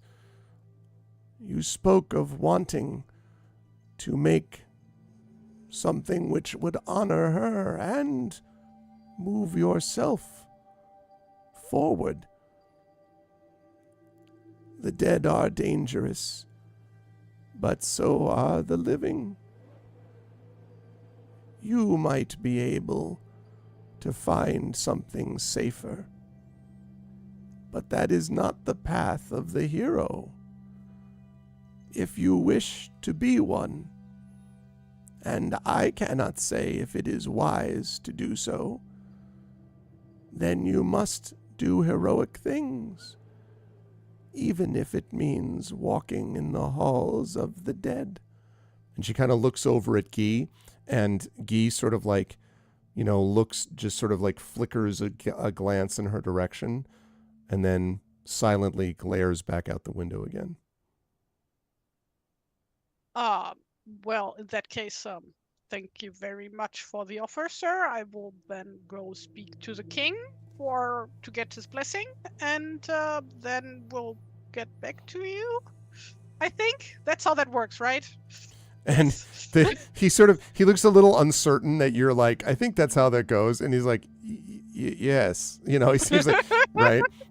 He's like, and he also offers, of course, to provide lodging to your compatriots and yourself. We live here in this town. If you wish. Well, yeah, but not in lodging like this. Yeah, but still, go home, see the parents, fair enough, stuff fair like enough, that. Fair enough. But he was willing to put you up in the best finery. But yeah, if you feel like not staying at the Four Seasons, you can totally go back to She your wants own to go place. home, say hi to her parents. Fair enough. And she also needs to talk to the king. So yes, that's true. And the king here. So we're really talking Runesild's father, right?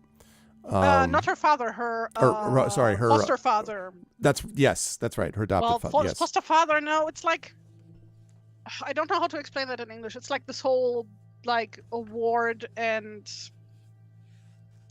I guess, benefactor. That's the wrong word. Or patron. No, he's not a patron. Well, he's more than not patron.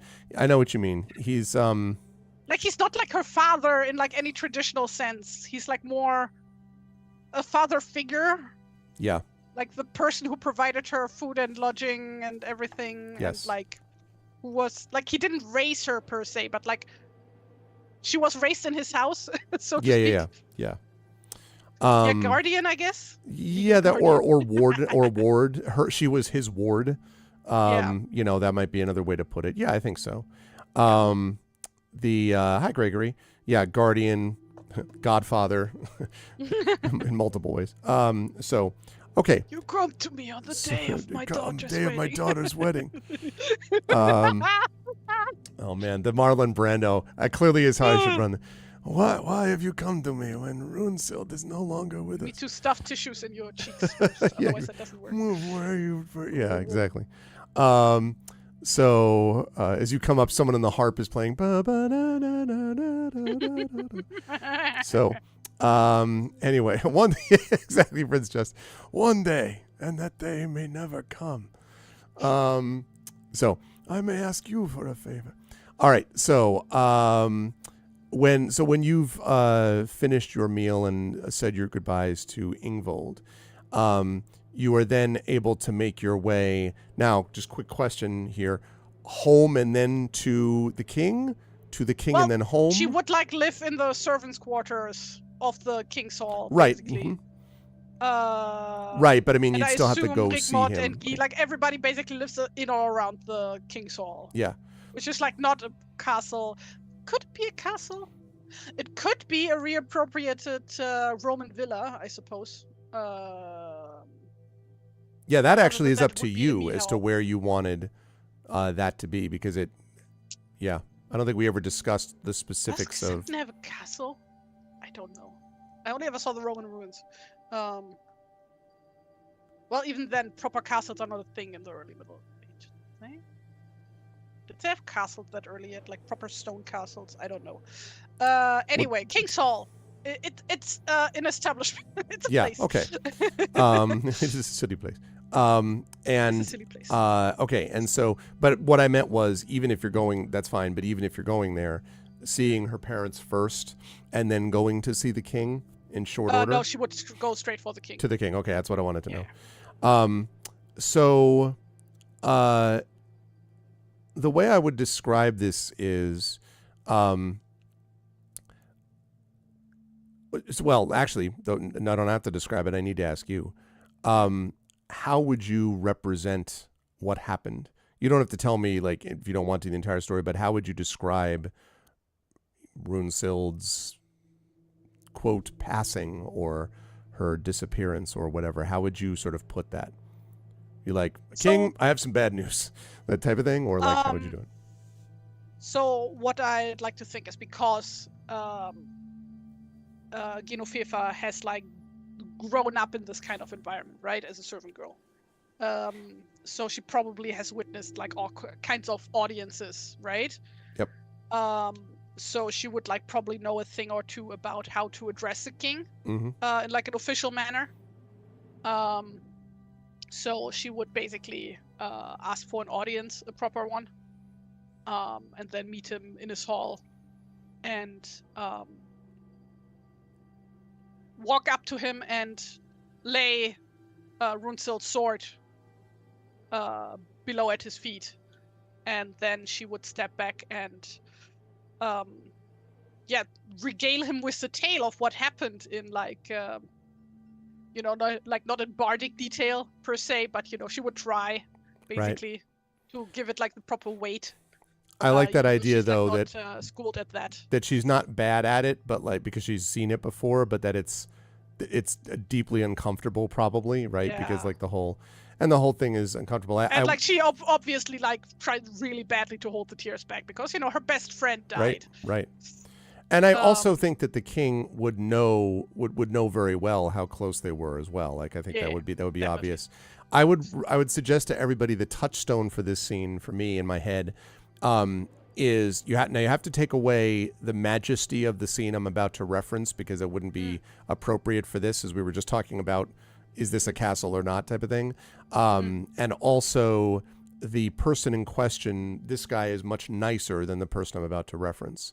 Oh, I know exactly what you're gonna do. Are you? Can you tell me? Because I want to know. Yeah, you're gonna talk about Denethor and Bohemia. Yeah, That's of course. Denethor with the cloven horn, Yeah. sort of sitting, like looking down, kind of at the, because the other one I thought about is like the more appropriate one in terms of the locale would be freaking Jarl, whatever the hell his name is in Skyrim. But I'm sorry, I've never been able to take that guy seriously because his pose is like this. I'm like, what the fuck? What is this? He's just like, hey, how are you? Like, no, how about don't look like Hugh Hefner in the Playboy Mansion. That's not it. So this is definitely someone who, when you explain this, like his head grows very heavy, And he sort of just looks wordlessly at the sword that you've laid across his lap. Basically, you've given to him, and he lays it not across as his lap.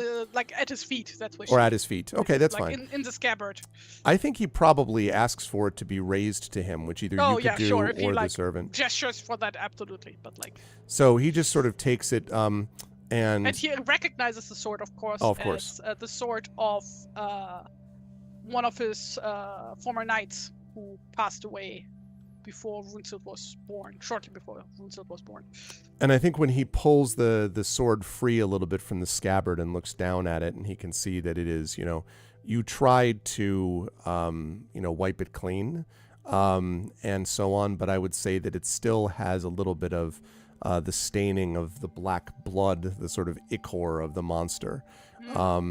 And he sort of looks at it and then puts it back into its scabbard, slides it back in, and then looks at you and says, "Were you there when this happened?" All I saw was her and the beast running off the cliff, and that was the last thing. But the beast was destroyed. We weren't able to find any of its remains, and it never resurfaced, so we deduced that it must have drowned alongside with Runesild, as it melted away in the sunlight. The air is very heavy in the room, and for a while he says nothing, and then I had hoped there would be a time when Runesild might have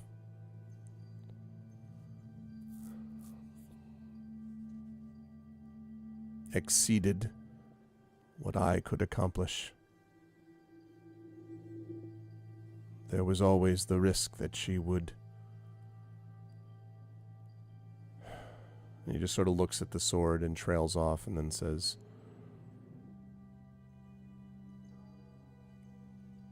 "I wish to accuse her of foolishness and recklessness, but I cannot find it in my heart to do so." And he looks up at you.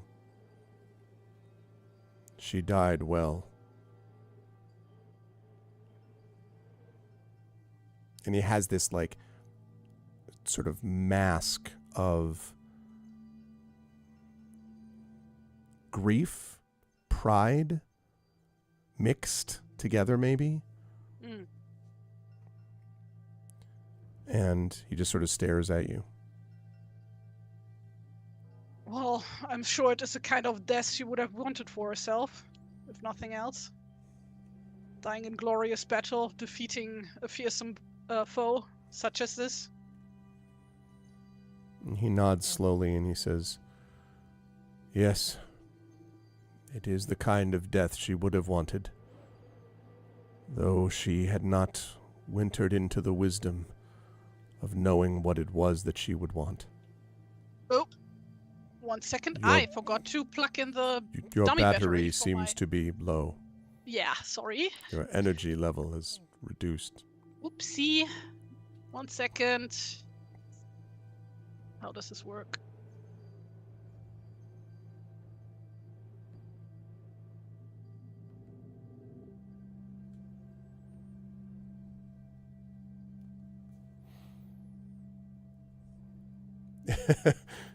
"What sorcery is this?" cries the NPC. "Why am I staring at a black square? What is the meaning of this?" Indeed. And now, turn back on.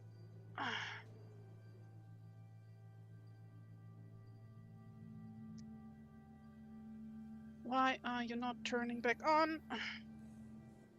She's a witch, I tell you. Yeah. Exactly.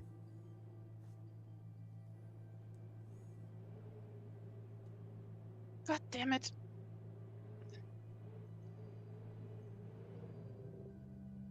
My battery not plugged in. Yes, it is.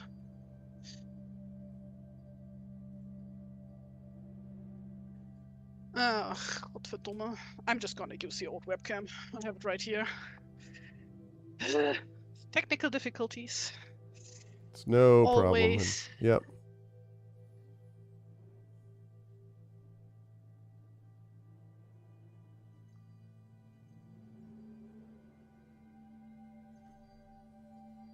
Right.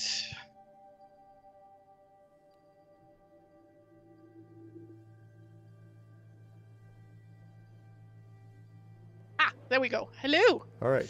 You have returned. Okay. Wow, the image quality is so much worse.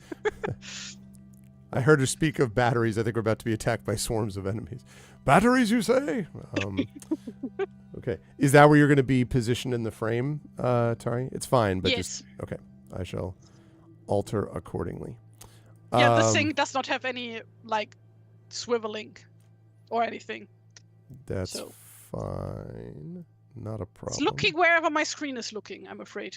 That is no problem. Just have to make a quick adjustment. There we go. Okay. So suddenly Genevieve pops back into frame. Like, you know.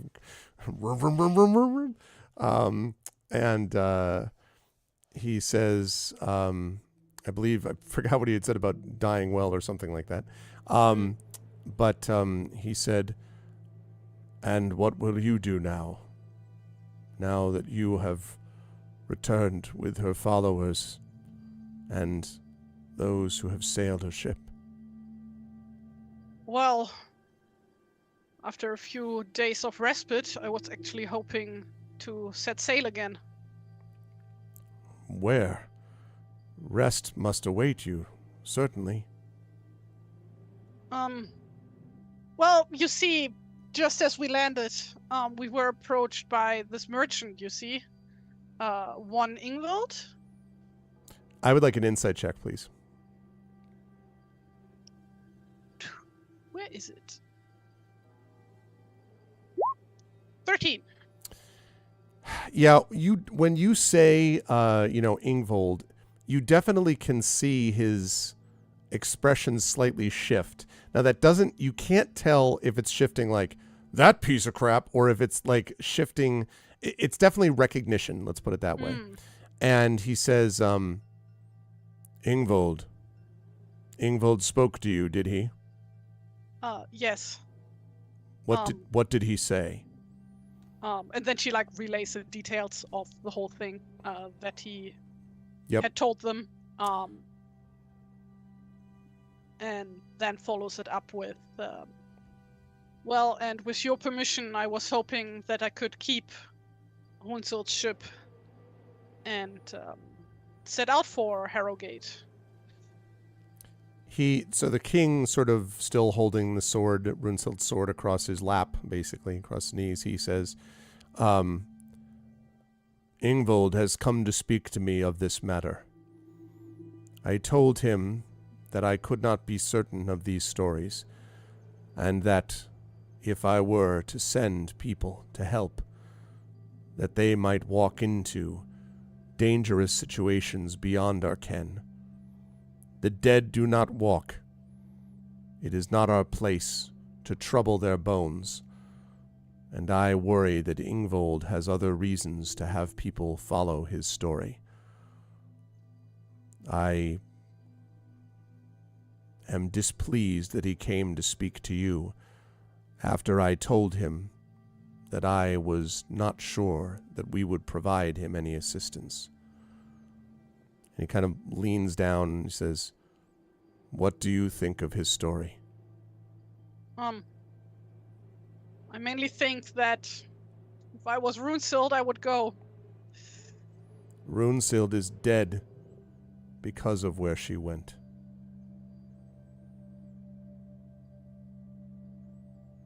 But she also saved the lives of many in the process.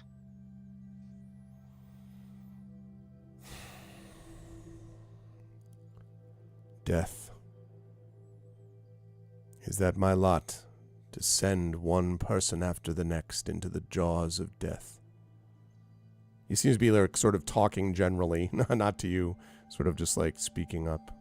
You can answer him if you want, but he seems to be just kind of like staring off. She waits patiently. He kind of looks back at her eventually. You wish to do this, not out of any loyalty to Runesild, but because you wish to do it. She swallows. It's like, to be honest, sire, I'm not sure. I've never found myself in a position such as this before. This is all rather new. So it's all a lot of guesswork for me at the moment. He nods. He says, so it appears our lot is to guess and reason our way. Very well.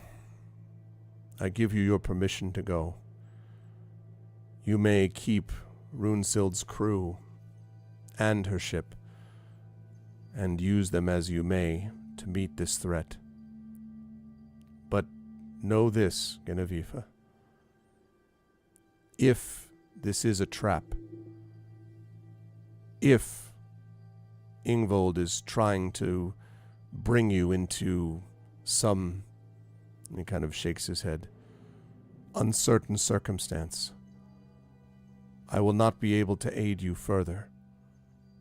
If you do this with your followers and Runesild's crew, and no one else. We cannot help you in Herrogate, whatever awaits you there. I understand, sire. Thank you, sire. And he nods and he says, this sword, it was one of our great warriors before it was Runesild's, then passed to her. And he looks at it and he says, it was never meant to hang upon a wall. And he hands it out towards you. She like gasps for air very slightly and then like steps forward and like reaches for the sword to take it. And when she does, he says, you have my blessing and my hope, Genevieve. Do what you must. Use caution. And he kind of trails off and then look to the ways of the wind. It ever blows and ever changes, but we need not always be blown with it. Be cautious, be wary, but stand firm, as Runesild did. And she takes a deep bow, holds the sword at her side, and thank you, sire, and retreats, basically. I think, by the way, that is a good spot then to do two things. First of all, to welcome everybody to Day 8 of Beowulf Age of Heroes. You are watching the wonderful Tari Tunes as now Genevieve, formerly the artist formerly known as Runesild, literally the artist formerly known as Runesild, now the artist currently known as Genevieve, as we play Horror at Herrogate. If you like what you see, please make sure to check this out. This is, of course, by Handiwork Games, Beowulf Age of Heroes. And if you like what you see, please follow us here, spread the word about the show and all that kind of good stuff. We're going to be playing for about another 40 minutes. But now that we've reached this point, I feel like the opening credits sequence has ended, and it leads to, you were waiting for this.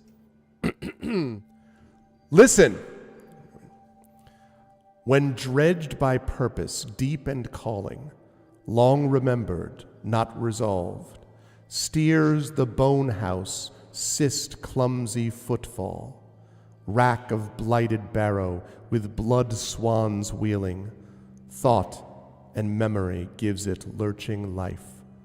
Soil smeared, rusted, ragged and rotten, a doom of death and drawing darkness, cloak the quailing quick who face its fate. A much shorter poem here. But that is the call to action, if you will, for horror at Herrogate. All right. So before you set off to do this thing, your parents, of course, welcome you home. I'm just curious. We don't have to RP this out necessarily, but I'm curious when you're talking to the parents, like, are you like, so I'm heading out again. I got the sword and I get to be the hero. Like what? How are you presenting it to them?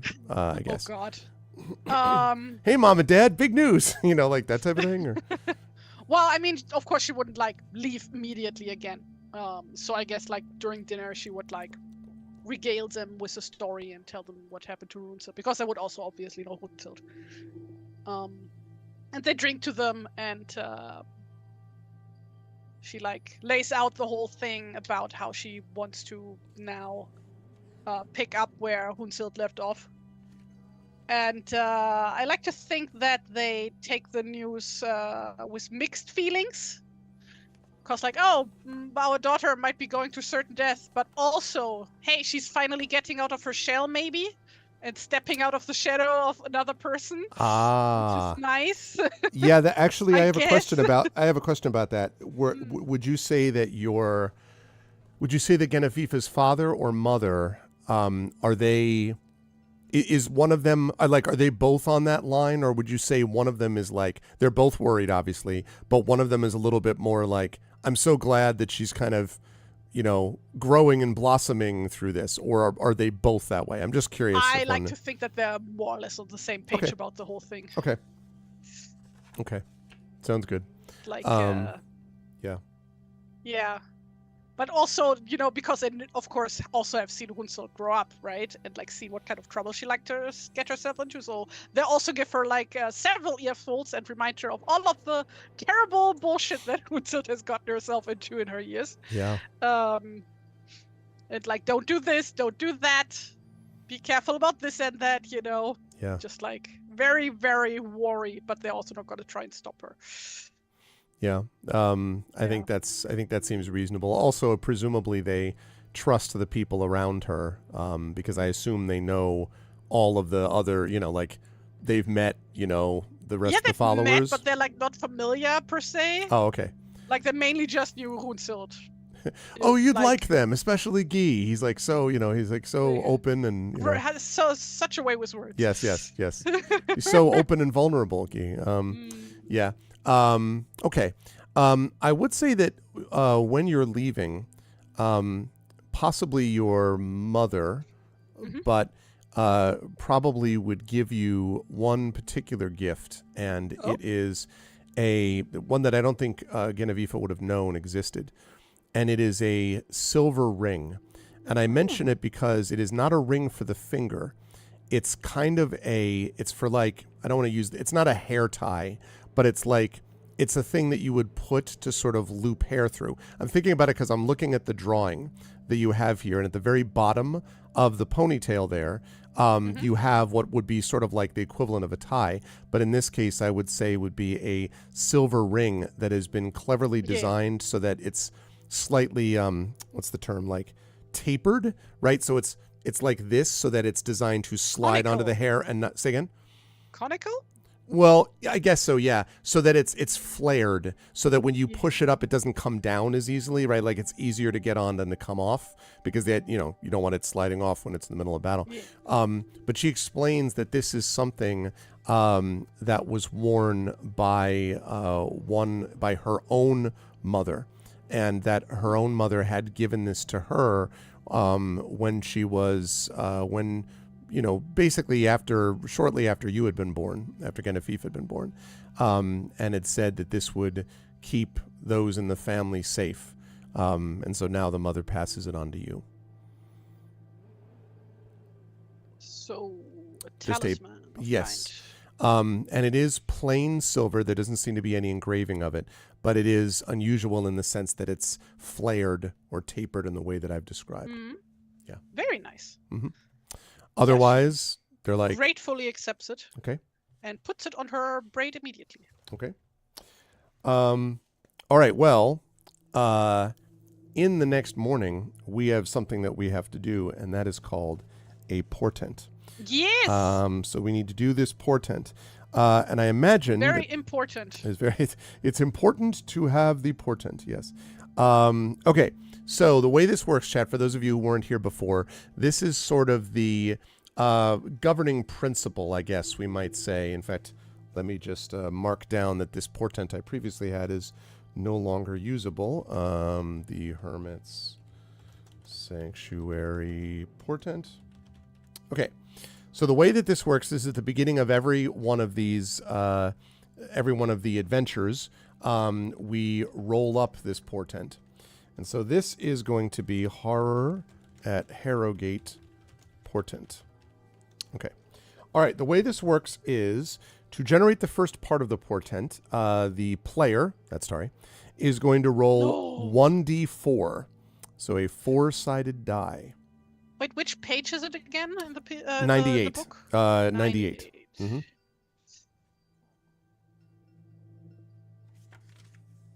Ah, there we go. First off, so a 1d4, correct? That's right.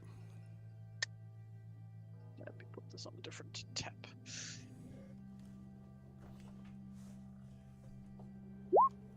That's a 3, Okay. which gives us a noun and an adjective. A noun and an adjective, which means that you're going to roll once on the noun table and then once on the adjective table. So now on the noun table, you're going to roll 1d6 twice. So 1d6 for the horizontal axis and 1d6 for the vertical axis. And I'll explain that in a minute, chat, like in terms of what that leads to. So for the noun, we're looking at 6. Ah-ha-ha! Okay. Inspiration for me. Horizontal, yep. And it's faith. Interesting.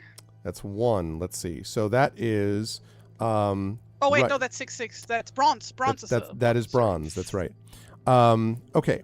So with that, let me. Okay. So we're looking at bronze. Let me write that down. Okay. So 6, 6. Sorry, 6-1 rather. Okay. And then we need the adjective. Then we need the adjective, yes. That is 3. Yep. 6. Dazzling. Wow. Bronze dazzling. Bronze dazzling. Also 2 inspiration for me. That is correct. So right now there are 2 inspirations in the player pool right now, which is pretty cool. So let me just make a copy of that. 2 pools for the heroes. So GM pool currently 0 inspiration. Hero pool 2 inspiration. Okay. And 0 for the followers as well. And 0 for the followers right now. That's right. 2 greens that we had so far. Okay. So right now that is bronze dazzling. Now we get the second half of the portent, and we start here by rolling 1d4 to get the structure again.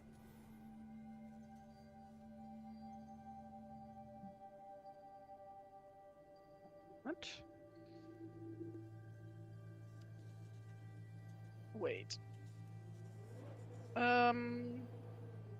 Oh, okay. That's another 3, so another noun and another adjective. Another noun, another adjective. Okay, so can we get now the 1d6 twice? So again 6. 2 iron. Interesting. So we have bronze, iron, and bronze dazzling, and now we have bronze. Now we have rather iron. Also, yet another pool, another hero inspiration. Obviously, this is easy mode. Adjective. Another 3. Another 3. And again dazzling. No, wait. Nope. Not that high. time. Sorry, I'm just stupid. High. Bronze high. Okay. Okay, so that is. We have name for a school. We have right. Actually, hold on a second. That's no, not bronze high. We have. Okay, so we had bronze dazzling, and then you rolled. It was iron high. Sorry. It was right. I was gonna say iron high. Okay, and that so time that is 3 inspiration for me and 1 for you. 1 for me, and the followers get bupkis. Okay, bronze dazzling, iron high. So the full portent is bronze dazzling, comma, iron high. Okay, and in general, that's a pretty good portent. I feel that's sick. I have to say. Yeah. I think that's like really, really interesting stuff. Okay. Because Iron High obviously means like raise your sword, right? So, Yep. And the bronze dazzling feels very much like call to adventure, like hero, the hero is here before us and like yeah. but I'm expecting that we might encounter some kind of old bronze statue or coin or something that might become important, possibly. Yes, it'll be animated and attacking you. So that'll be oh, cool. Damn bronze it. golem. It'll be like Clash the Titans, the bronze thing in the river or whatever. Like that will be here. Okay, so that is the portent. Also, by the way, chat, that's going to affect the obstacles that is faced during the journey portion of this. So we will see. Okay, while that's happening though, we are preparing the ship. So there are several things that have to be prepared, as was the case before. The ship, which I believe was the strong. No, that was Realfur's was the strong tree. Yours was otter. the otter, right? So the otter is repaired basically, and you notice that this is done with some speed. Now the king has given you his blessing. But and you might have thought, well, maybe the king was the one who was doing this, but you actually think that it's Ingvold because the ship is not only kind of fixed with like any cracks and so forth tended to, but there are also several examples of things that like sort of strong reinforcements have been put upon the hull of the ship. And when you explain to Ingvold that the king's given you the blessing and you're going to do this thing, Ingvold is extremely grateful. And if he is to be believed, what is left of his money and fortune goes into the process of like fitting out your ship to the nines. So like everything is like now looking. The figurehead is now has a little bit of beaten. I would say. Well, not bronze, but, well, yes, actually, iron on parts of the figurehead and then little bronze accents. You actually didn't tell me what the figurehead of this was, but if it is an otter, it is I don't know if it is an otter. Yeah. When you come back to the ship, little bits of glittering what looks like gold, and then you realize are bronze, have been placed in the otter's eyes. Very nice. So you are now on board, ready for the ship to attend. Just before you get on the ship, Ibn Mundir comes to talk to you and says, "I have spoken to the crew. I have spoken to the crew because I speak." He says, "I have spoken to the crew. They are uncertain. Perhaps if this had been Runesild leading them, they would have not challenged. But I suspect what has happened to her, and, most important, what it is we go to do, has troubled them. I have told them that their part is to support those who must engage in heroic deeds, that without them, the story of one such as you cannot be told, and that creatures cannot be defeated if others do not stand up to support those who would defeat them.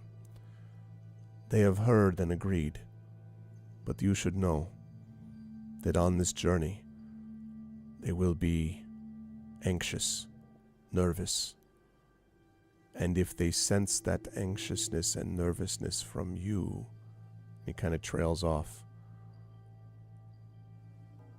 "whatever it is that you feel, you must present to them someone who is confident in themselves. Express your doubts to us, but not to the crew." All right. Thank you. I suppose I should go address them before we set sail? He nods. "I think that would be wise." Right. And you see the crew is sort of assembled. They all, by the way, they're looking. They've also been kind of outfitted with, like sort of, updated outfits, I guess you might say, like sort of clean tunics and things like this. And Everybody took a bath. yeah, exactly, and they also have been fed, so all that is nice. But they do look, you don't even need a check to tell that there's a tension aboard the ship as you sort of come up to speak to them. What time of year is it currently? I believe when we went off to, I think it was late. I don't know about Early late. fall. It was early fall, right? So I would Yeah. say this still is in that area. It's basically fall. Oh yeah, the North Sea in fall, such a beautiful place. What wonderful, totally calm. No high not waves. at all disgusting rain all the time and cold and blech. Yeah, I suppose she climbs like onto a crate or something. Okay. Or I guess like maybe the crew is like actually standing on the dock, so she gets onto the ship and like stands on the railing. Okay. It goes, listen, hark, wet. I know that probably none of you have expected to see me, of all people, to stand up here today. And certainly I have not, but they say that sometimes the smallest of us have to stand up to grow. And I am very grateful for you all to have followed me so far in Runselstead. And even though I don't know what awaits us up north, I'm sure that all of you can agree that we all are at least a little bit curious about what truths there might be to these stories. And for us all to come back and be able to tell the story of how we were able to put the dead back into the ground. Well, that should be a story worthy telling. Dead silence. People are just sort of looking at you. And then Guy straightens up and takes a spear from one of the crew members near him. No, not a spear, the oar. And like hits the deck with it. And there's sort of they all sort of look. And then keeps his focus and then does the same thing. And they all look at each other, at him and you, and then they all stand straight with the oars like rippling across the deck. Someone from the shore says, "So say we all." No, they don't do that. They don't do the "so say we all," but they do twice knock the bottom of the oar against the deck, and you can feel the ripple of the effect of hitting it, the echo of it sort of in your feet as it ripples through the wooden deck of the otter. Well, what are we waiting for? Set sail. And the captain starts, barks orders, cast forth then. And, begins to bark orders to everybody. And so on. There is one other thing, by the way, Genevieve, which is that just as you're setting off, you may remember that you lost one or two crew as well. And as I mentioned, out of thankfulness and so forth, the people in the Hermit Sanctuary has paid basically for the crew and the followers this time around. By the way, that will not usually happen at the end of an adventure, but in this case it did. But when it meant that you needed to restock them, the captain went forth and found a couple of able-bodied people, but you had lost 3, and there was one person that he brings to you, and the one person that he brings to you looks to be young. Maybe 15 or 16. Oh, that's very young. And sort of longish hair and looks like a young girl. Okay. And the captain comes to you and says, "I've found someone who is willing to replace our last lost one. This one here is Well, I knew her father, and he was a brave man. She learned at his elbow as he taught her the ways of fishing and sailing. She's young, but brave, and she wishes to join with us. And she looks up at you, and sort of nods. You can see there's kind of she looks vaguely familiar, Genevieve, although you don't know why. But she has brown hair that has, like yours, actually been braided into a ponytail tied behind her. And you can see that her hands and the skin on her face does not look like she looks young, but she also looks like she's seen some weather, you can and so on. And she kind of looks up at you. Well, who might you then be? And she looks up and says, I am Fenifa, mistress.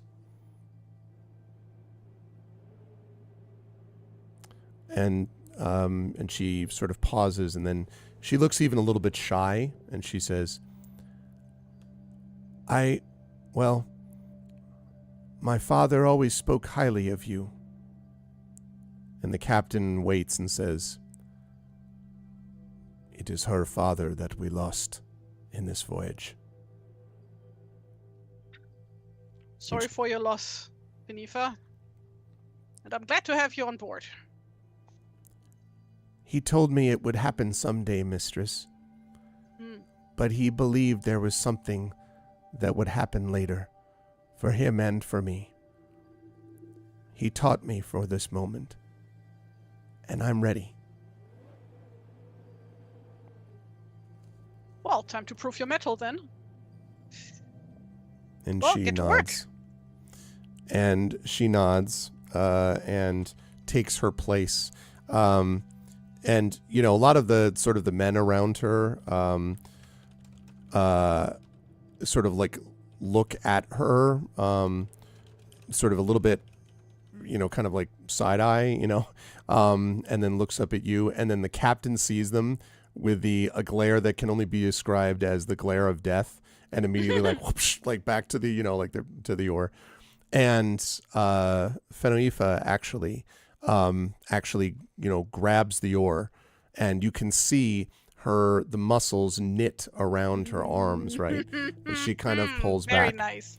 And when she pulls back on the oar, the crew member who is next to her kind of like sort of hits in the gut. And he's like, because he wasn't ready for it, and and then like grabs it and starts doing this thing as well. That's good for her. Very good for her. Mm-hmm. And sets out along the way. So, when a crew is... So now Genevieve isn't the youngest on board, That's guess. Right. Not anymore. Yeah, she's, I believe I said, 16? Yeah. Okay, yep. How old is Genevieve, actually? 18. Okay. Right. And Runselt was 19. Right, yep. Man, it's a young age. Like a young age is old. Yeah, I was gonna say right. Exactly. Well, like the grizzled captain is probably like 35. Like I've seen things, it's interesting. Genevieve can vote. Ibn Ghalib and Ibn Mundir are both in their 40s. Yeah. Well, right, and because they've come from a culture where people actually gave a damn about longevity, they'll probably be here for a long time. Rick Mott is only 42, just aged very quickly. No, I'm joking. Okay. We don't know her age. She never tells. She That's just true. laughs mischievously. That's true. She could be 21 or 121. We actually could be. Okay. So let's see. So if I look at the numbers that were rolled as part of our portent, we had 6 and 1.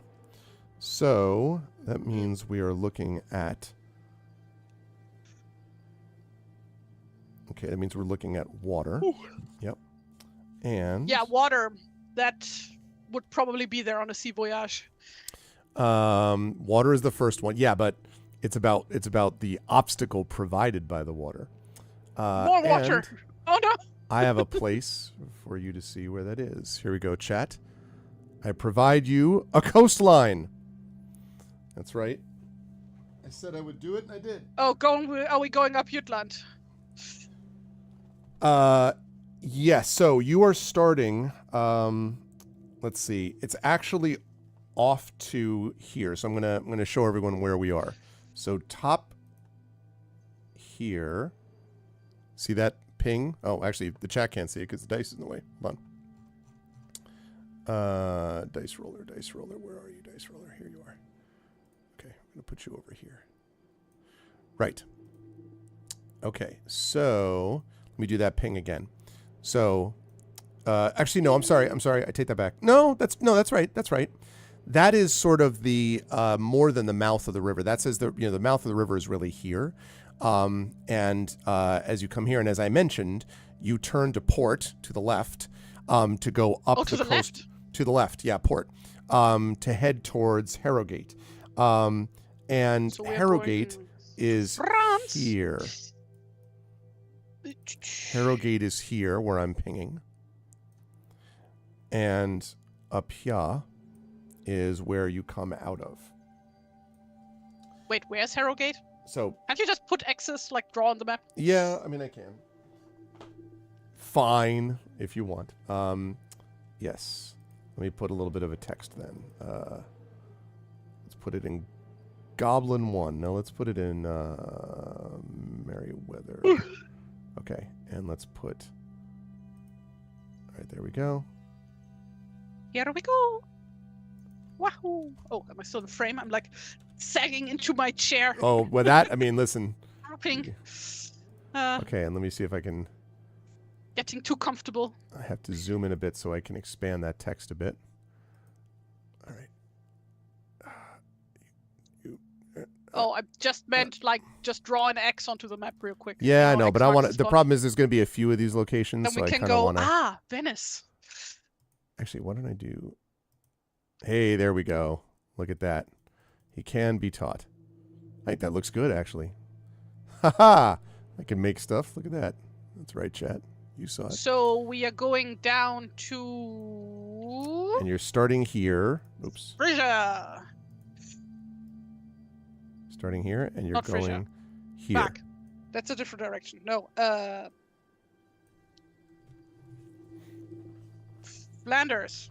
The other F. Other direction. Is that? I mean, you know that much better than I would. Yeah, So no, is that that's Flanders. okay? Roughly. Okay, so yeah, we're heading. So like, the Rhine River, right? Mm-hmm. Splits up into a massive fucking delta that basically makes up half the country of the Netherlands, right? Okay. So it has like 1 billion mouths, and everything in between the swampland. There's various islands. Okay. Various islands. So I'm assuming we are popping out somewhere in Zeeland, which is what New Zealand is named after, by the way. Old Zealand is there. Right. Okay. And yeah, south, like next to that, on port, would be like the next bit would be Flanders. Okay. Belgium. By the way, did you send me a I mentioned this in Discord, although you may have done some of this and I didn't look at it. What? Did You mean the you portrait? well, two things. Well, yeah, I was going to say I have not done that yet. No, that's fine. That's fine. So, because we don't need the placeholder yet, but like for next session, we'll try to do that. And also, when you send me the overall character picture, then I'll send that along for the video. Mm-hmm. But in this case, I was just going to mention the token because that'll go up here at some point. Oh, I have the as you head token. in this Wait, I direction. can just plop it onto the map. Oh, great! That would be good if you could If do it lets me. So it lets me. It's incredibly pixelated because Roll20 does be like that for some reason. I don't know why it can never do that correctly. Like it really struggles with scaling pictures for some reason. Right, I was going to say when you zoom it Always in like come this, out you can really see it. Crunchy. Yeah. Yeah. There we go. You can see that. Okay. So, and of course, I'm making it that large so you can actually see it, chat. Otherwise, it's like striding across the land. She ends up there. Okay. But it's not like that. Okay. So, as a result of all of this, we have a couple of things to note because you will notice as you go down this coastline that there are just basically as you're about to come out of this area. So you're heading down this way, right around here, in this spot here. The river narrows. And this is where the river basically gives way to the sea.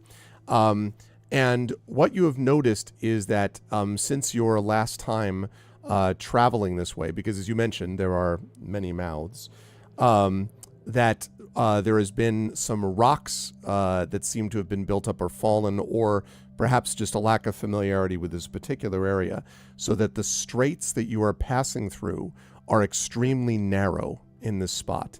And there is a moment where, because of the wind and all this sort of stuff and all the weather, everyone kind of is like, the captain comes to you and says, this is going to be difficult waters to go through. I don't know that we have the wherewithal to be able to travel it without it getting damaged. So if you're to avoid this, you're going to need to have one of your followers aid with this approach. So the question is, which of your followers would you like to have attempt to help pilot or guide the ship? They're going to be making a check, and this is, I guess it sort of depends on the pitch you make about which follower does what check. Because, I could imagine a scenario where if you had a follower that you imagined as being more dexterous, we could talk about that. If you have a follower that you think would be more about, I have the wisdom to know what the rocks and stones look like, that sort of thing. But it has to be a follower doing this in this case. So there is no, hey, we're just waiting for the tides to change. Unfortunately not. Okay. Because, yeah. Okay. Let me think. Probably the issue is that none of my followers are the seafaring type per se. Right. The otter's eyes glitter as everyone waits.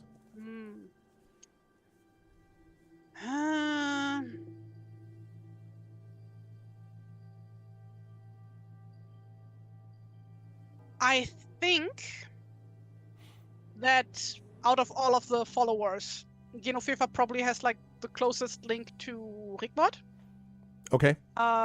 So she would ask for her wisdom and travel, and maybe she can use her supernatural seeing abilities to maybe see a way to navigate safely through here. Okay. Ask on the three to help. I will ask you then to make a... Let's have you make a DC... Okay, let me have you have her make a check then. I won't tell you what the difficulty is, but I will tell you what she does, so you can, based on what you just described. So let's have you roll basically just a D20 then, a straight D20 here. Oh, she does have the seer gift, actually. What does that do? Let me know, because maybe that'll affect this. I'm gonna look it up real quick. Seer. Activate this follower to roll a d20. Spend this follower to substitute that roll for any d20 roll made by the player. Okay, never mind then. Yeah, that would be she's substituting herself for you, it sounds like. No, in that case, it doesn't matter. Right, so I just make a regular d20 check? You would make a regular d20 check, that is right. Although, wait, before you do it, chat, I do want to remind everybody, we do have Expedition with the Mysterious Peaks coming up over the weekend, but other than that, remember, Ghosts of Saltmarsh has been canceled for today. We also have Community D&D tomorrow night. Why am I telling you all that? Because we're almost at the end of the month, which means if you want to use inspirations, you could inspire. This is not an inspiration that Tari can do anything about because the followers don't have any inspirations available to them. So that means that this is up to all of you. Yes. If you would like to inspire Rigmod to prevent the ship from, being devastated and destroyed. I mean, I'm sure that wouldn't happen. I'm sure it would be minor. So that's if anyone is interested in doing it. Don't feel the need to do so, but just something to think about. Triffid! Yay! Oh, thank you, Triffid. Thank you very much. But having said that, Prince Justin, I think so, because I think that we do have, Triffett can check me on this, I do think we still have 2 left from June, I believe, because we used them in May, but, oh wait, Effect Life, wait, we have, okay, Effect Life, actually, you've double inspired. It's okay. Let me return it. That's okay, no problem. That's a hell of a delay, Effect Life, my God. Okay, no problem, I will return it to you. Inspiration admin. It's a darn slow Belgian internet. There we go. Thank you. Okay, and Prince Justin now has one. Inspiration admin add. Prince Justin. All right, there you go. So now we've used one of the Arvanon inspirations. So you have one now that you'll be able to hold on to for theoretically Expedition or for Community D&D, Prince Justin. Thank you. Rickmon must feel like a new man. New man? I'm sure she does. I'm sure she does feel like a new man. I feel like the best man. Okay. Right. All right. So now 18 seconds of delay. I was going to say, like, good gravy. Okay. Right. So thank you so much, Triffid. So Triffid is now inspired now, Tari. You forget okay, Avifa. So I get to roll twice. You get to roll twice for Rickmon. Blip. Plop. I'll take the natural 20. Thank you very much. Okay. So as Rickmon, as the ship goes forward, and it is like, you know, everyone is as still as death. Actually, there's a perfect reference point to this. Everyone has died. Everyone is no. Everybody is. There's a real reference point to this that I want to use. If anyone has ever read the story by Joseph Conrad called The Secret Sharer, there's a moment where I'm really oversimplifying, but a guy, the captain, the young captain of a ship on his first command, rescues a man from the water who's a first mate of another ship. And I won't get into what happens, except to say that the first mate reminds him a lot of himself. They both were trained in the same ship and whatever. And at one point, to help him escape from something, which I won't describe, the captain, the young captain, brings his ship super close to this island, and he's on a big ass ship, you know, where like the hull goes way below the water, so everyone is like freaking out about like, oh my God, what are you doing?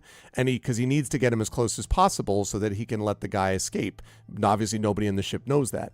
So there's this whole sequence where Conrad describes how everyone is just staring as the ship silently moves along. They're like listening for the moment they'll hear the first telltale scraping of stone on wood. So that in a similar mind here, as they go forward, gradually sort of carefully poling/rowing the ship forward, everyone is silent.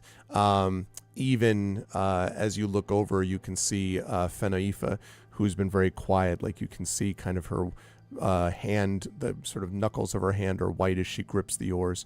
And Rick Mod kind of doing her. Wait. Everyone sort of, now push forward, quickly. And the captain like barks orders, and everyone kind of stares at each other because it looks like what she's asking them to do is to go directly into like the dangerous, most like where the shore is narrowest. Like, what are you doing? But the captain demands it, and so they pull themselves towards it, and the ship shoots through. And at one point, as you look over again, Avifa, you can see at the edge, the bank seems to be so close, although perhaps this is an exaggeration. It feels like you could reach out and touch it with an oar. It's so close. And everyone is just sort of like, and all you hear is kind of Rick Mod's, now to starboard. And the ship goes to the starboard, then back to the port. There's a moment where the water itself seems to ripple as if something is underneath it. And Rickmod stares down and says, yes, forward. We are safe now. And turns and says to you, tell them to go forward.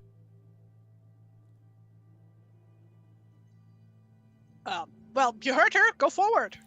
And so they kind of look at the captain, and then the captain is looking at you, and they pull the oars, and the ship shoots out into the open mouth of where the sea meets the river, and a great cheer goes up from the crew.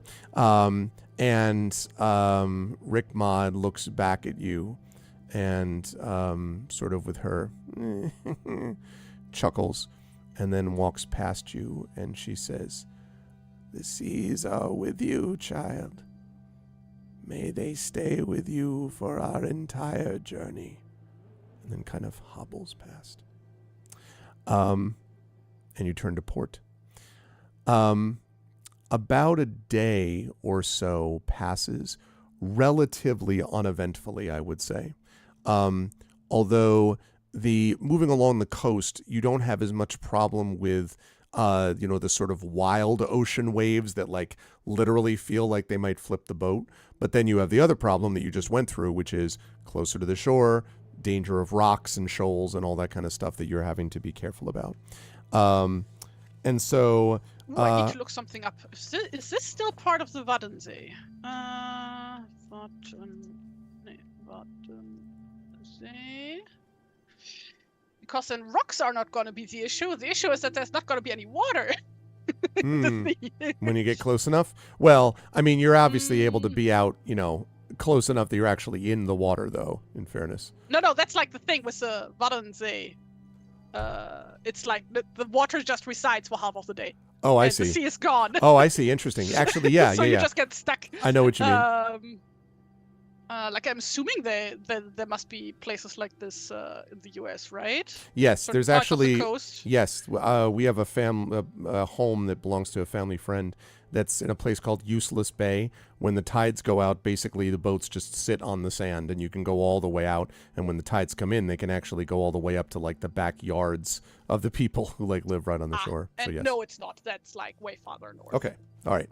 On the evening of the second day, so by this point, I'm not moving you because I'm taking control. I'm just moving you so you can see kind of where you are. So about here-ish, I would say. Oh, wait. On top. Yes, so about past that second area. It is... is that the mass then? It is the evening. God, I need to stop looking at maps. It's horrible. I have a problem. It's at the evening. And one of the people call out. And you can see as you sort of see Guy sort of silhouetted against this, actually. There is something in the water that they're pointing at. And the captain sort of looks over in their direction. And one of the crew members says, "They're here. They're here for us. They're angry." And they're pointing over at the water. Genevieve, that's like on the other side, on the starboard side. So you'd need to go over to look if you wanted to. But the people on the starboard side are all pointing. I go over there and lean over the railing to have a look. Okay. As you look over, you can see at one point, and I have a question. Which one of your followers would come with you for this? Like, they're all looking, but which one would you specifically want alongside as you're looking at this thing? And I understand you don't know what it is yet, but... She wouldn't, necessarily grab any one of them, but I'm assuming that it would probably be Guy who would, feel most inclined to just come along on his own. I figured. Standing next to you, it's funny that I had Guy silhouetted. I swear I wasn't trying to set it up that way, but that's great. I didn't mean it that way, but that's perfect. So, looking out over the water, at first you don't know what they're talking about. You can see kind of the moonlight glittering on the water, and then you see coming from the surprisingly calm at this time, as we said, North Sea usually not calm, but here, it can be surfacing calm. Over from the water is this huge dark shape that comes and then sinks back into the water, and there's a gasp of awe and of terror. It is some enormous creature of the deep, and as you look, you see again a second one. Just the back of this thing, as far as it comes out of the water, is as big as your ship. I think I know what that is. Guido FIFA says. Not to eat me, like Guido FIFA says that. I think that's the serpent that I heard about. The one that breathes in the water and causes the tides? And there's sort of silence, and then you hear this muttering, like, doomed ship. There's no doom here. This is a good sign. Guy looks at you and looks over you and says, "You think this is a good thing?" We got to see the tide serpent. I would like you to make a check for me with Guy. By the way, I am referencing a real tale here that I was taught in elementary school, I want to say.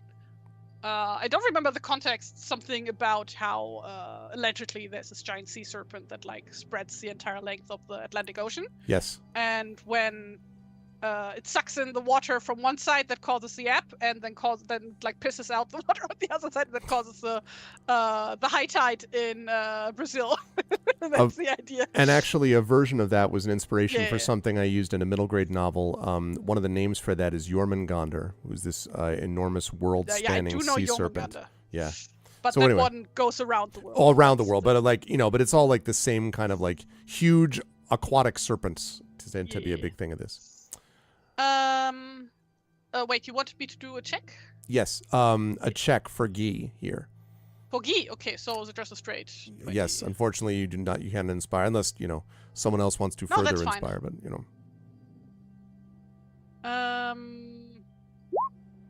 That's a 10. Big 10. Okay. Let me have a look at his gifts again, though I'm assuming there's nothing of relevance. There isn't. He has a burden. Awkward. It changes everything. Okay. So he kind of looks at you and then looks back at the water. And he doesn't say anything, because it's Guy. But you do see his eyes perhaps slightly widen a bit. And the effect of this is he has been given a gift. And the gift is nature's wonders. So let me explain what the gift is. He has been inspired by the majesty and beauty of the world. The first time that you activate Guy to help you with a natural problem, so not dealing with men or monsters, but dealing with like the tides or the mountain, the hills, or digging into the earth, or avoiding a storm, or something that comes from the natural world.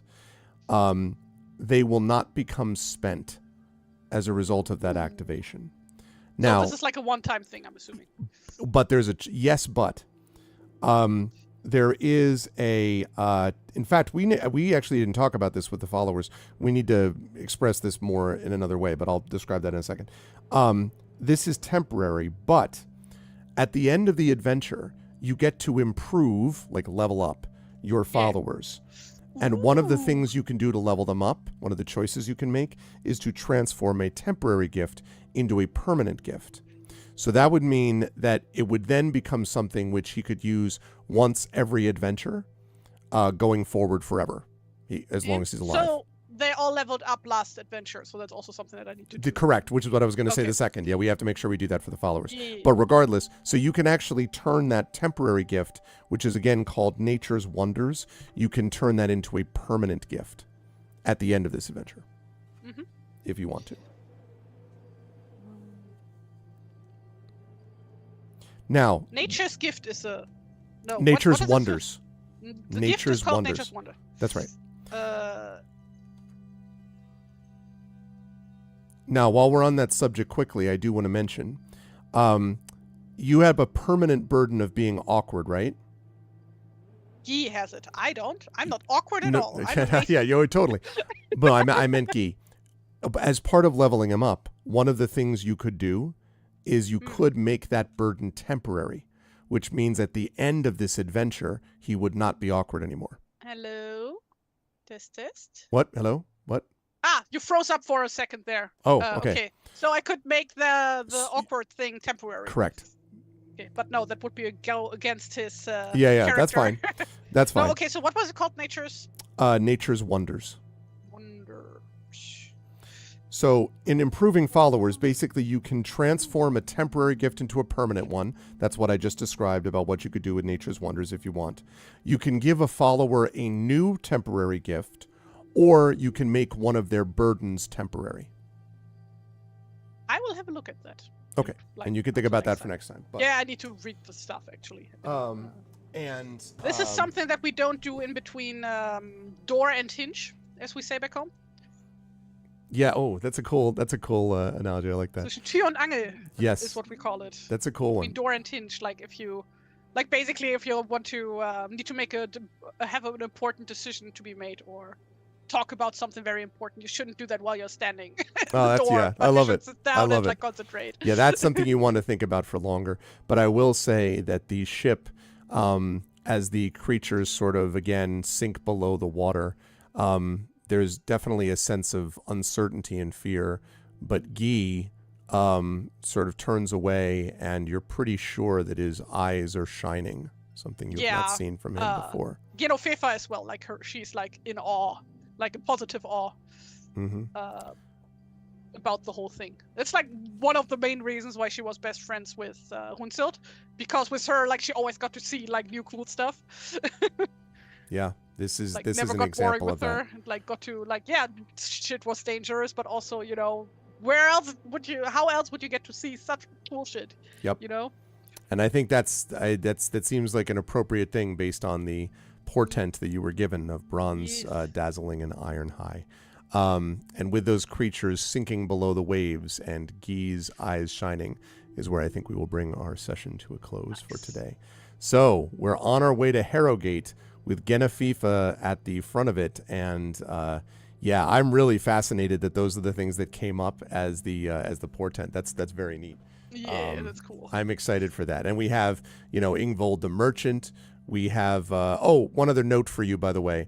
His son's name that he told you is Ingvar, in case you happen to track him down. That was the son that went on this trip on this ship. Also like a third guy called Ingve. Ingve,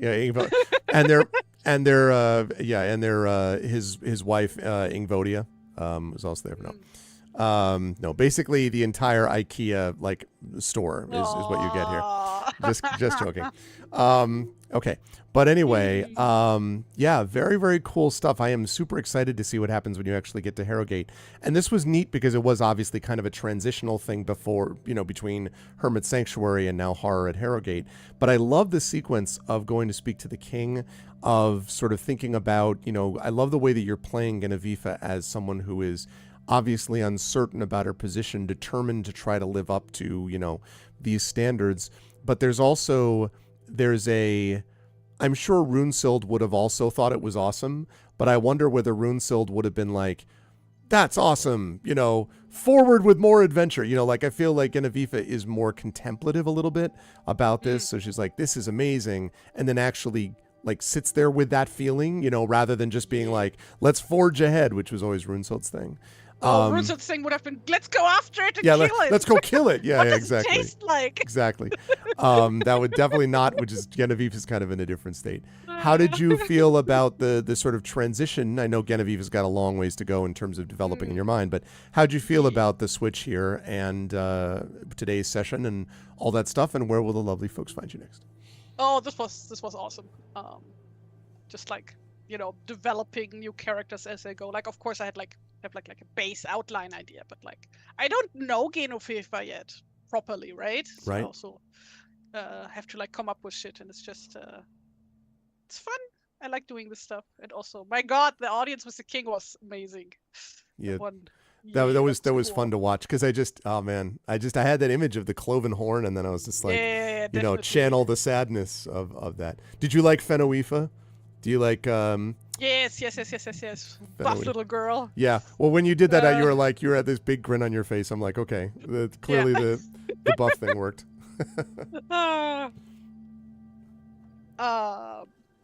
No, this is awesome. So yeah, I'm very much looking forward to where this is going.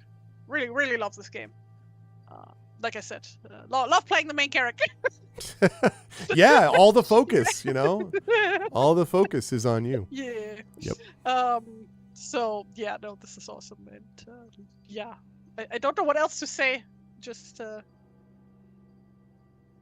looking forward to getting to know Genoveva better and seeing what kind of person she will become. Because, she's not used to being in the limelight. She's just, used to trotting back along. I did base her on, oh God, what was her name? From Vicky the Viking? Like Vicky's best friend? I don't know that I know Vicky the Viking. Oh, you don't know Vicky the Viking? I know Eric, you can watch Eric that the show. Viking. I don't know Vicky the Viking. Very different. Okay. Incredible. You can go watch Vicky the Viking with your son. He might like that one. Really? It's a kid's show. It's a cool. really old anime.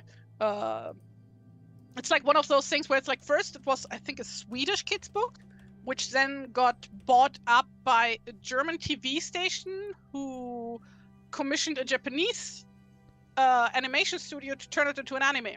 Oh.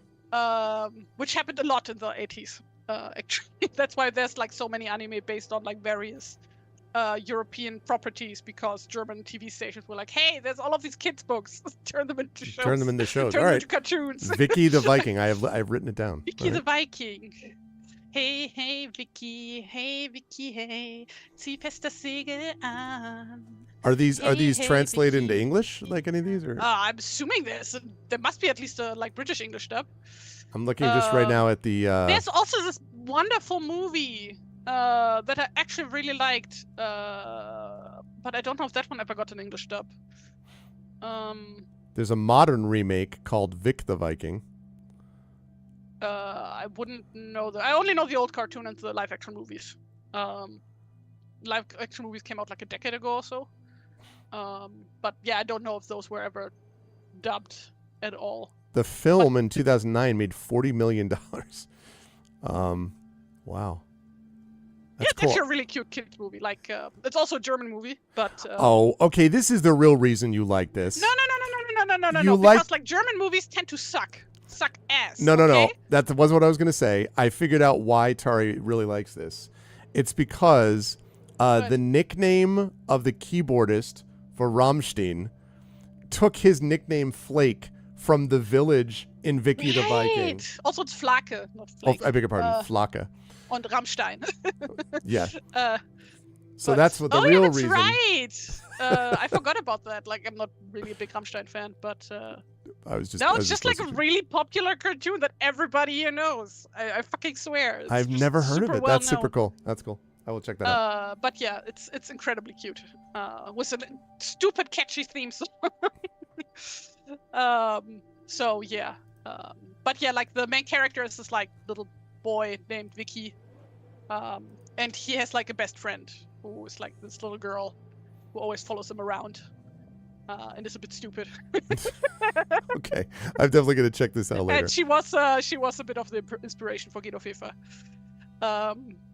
So Vic the Viking. Vic the Viking. I'll check that out later. Did they change his name because everybody always thought that Vicky is a girl because he has long hair? I wonder.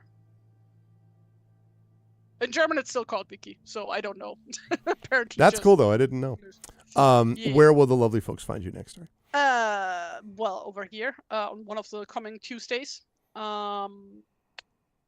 And other than that, people can follow me on social medias, namely on Tumblr and on Bluesky, and most recently on Kara, because I abandoned Instagram because of all the AI bullshit that they're starting now. You like Kara a lot, right? You were talking about how Kara's great. Yeah. I mean, it has like still some like growing pains since it's still a very new place. But so far, I really like it. Like, reminds me of like what DeviantArt used to be back in the day. That's cool.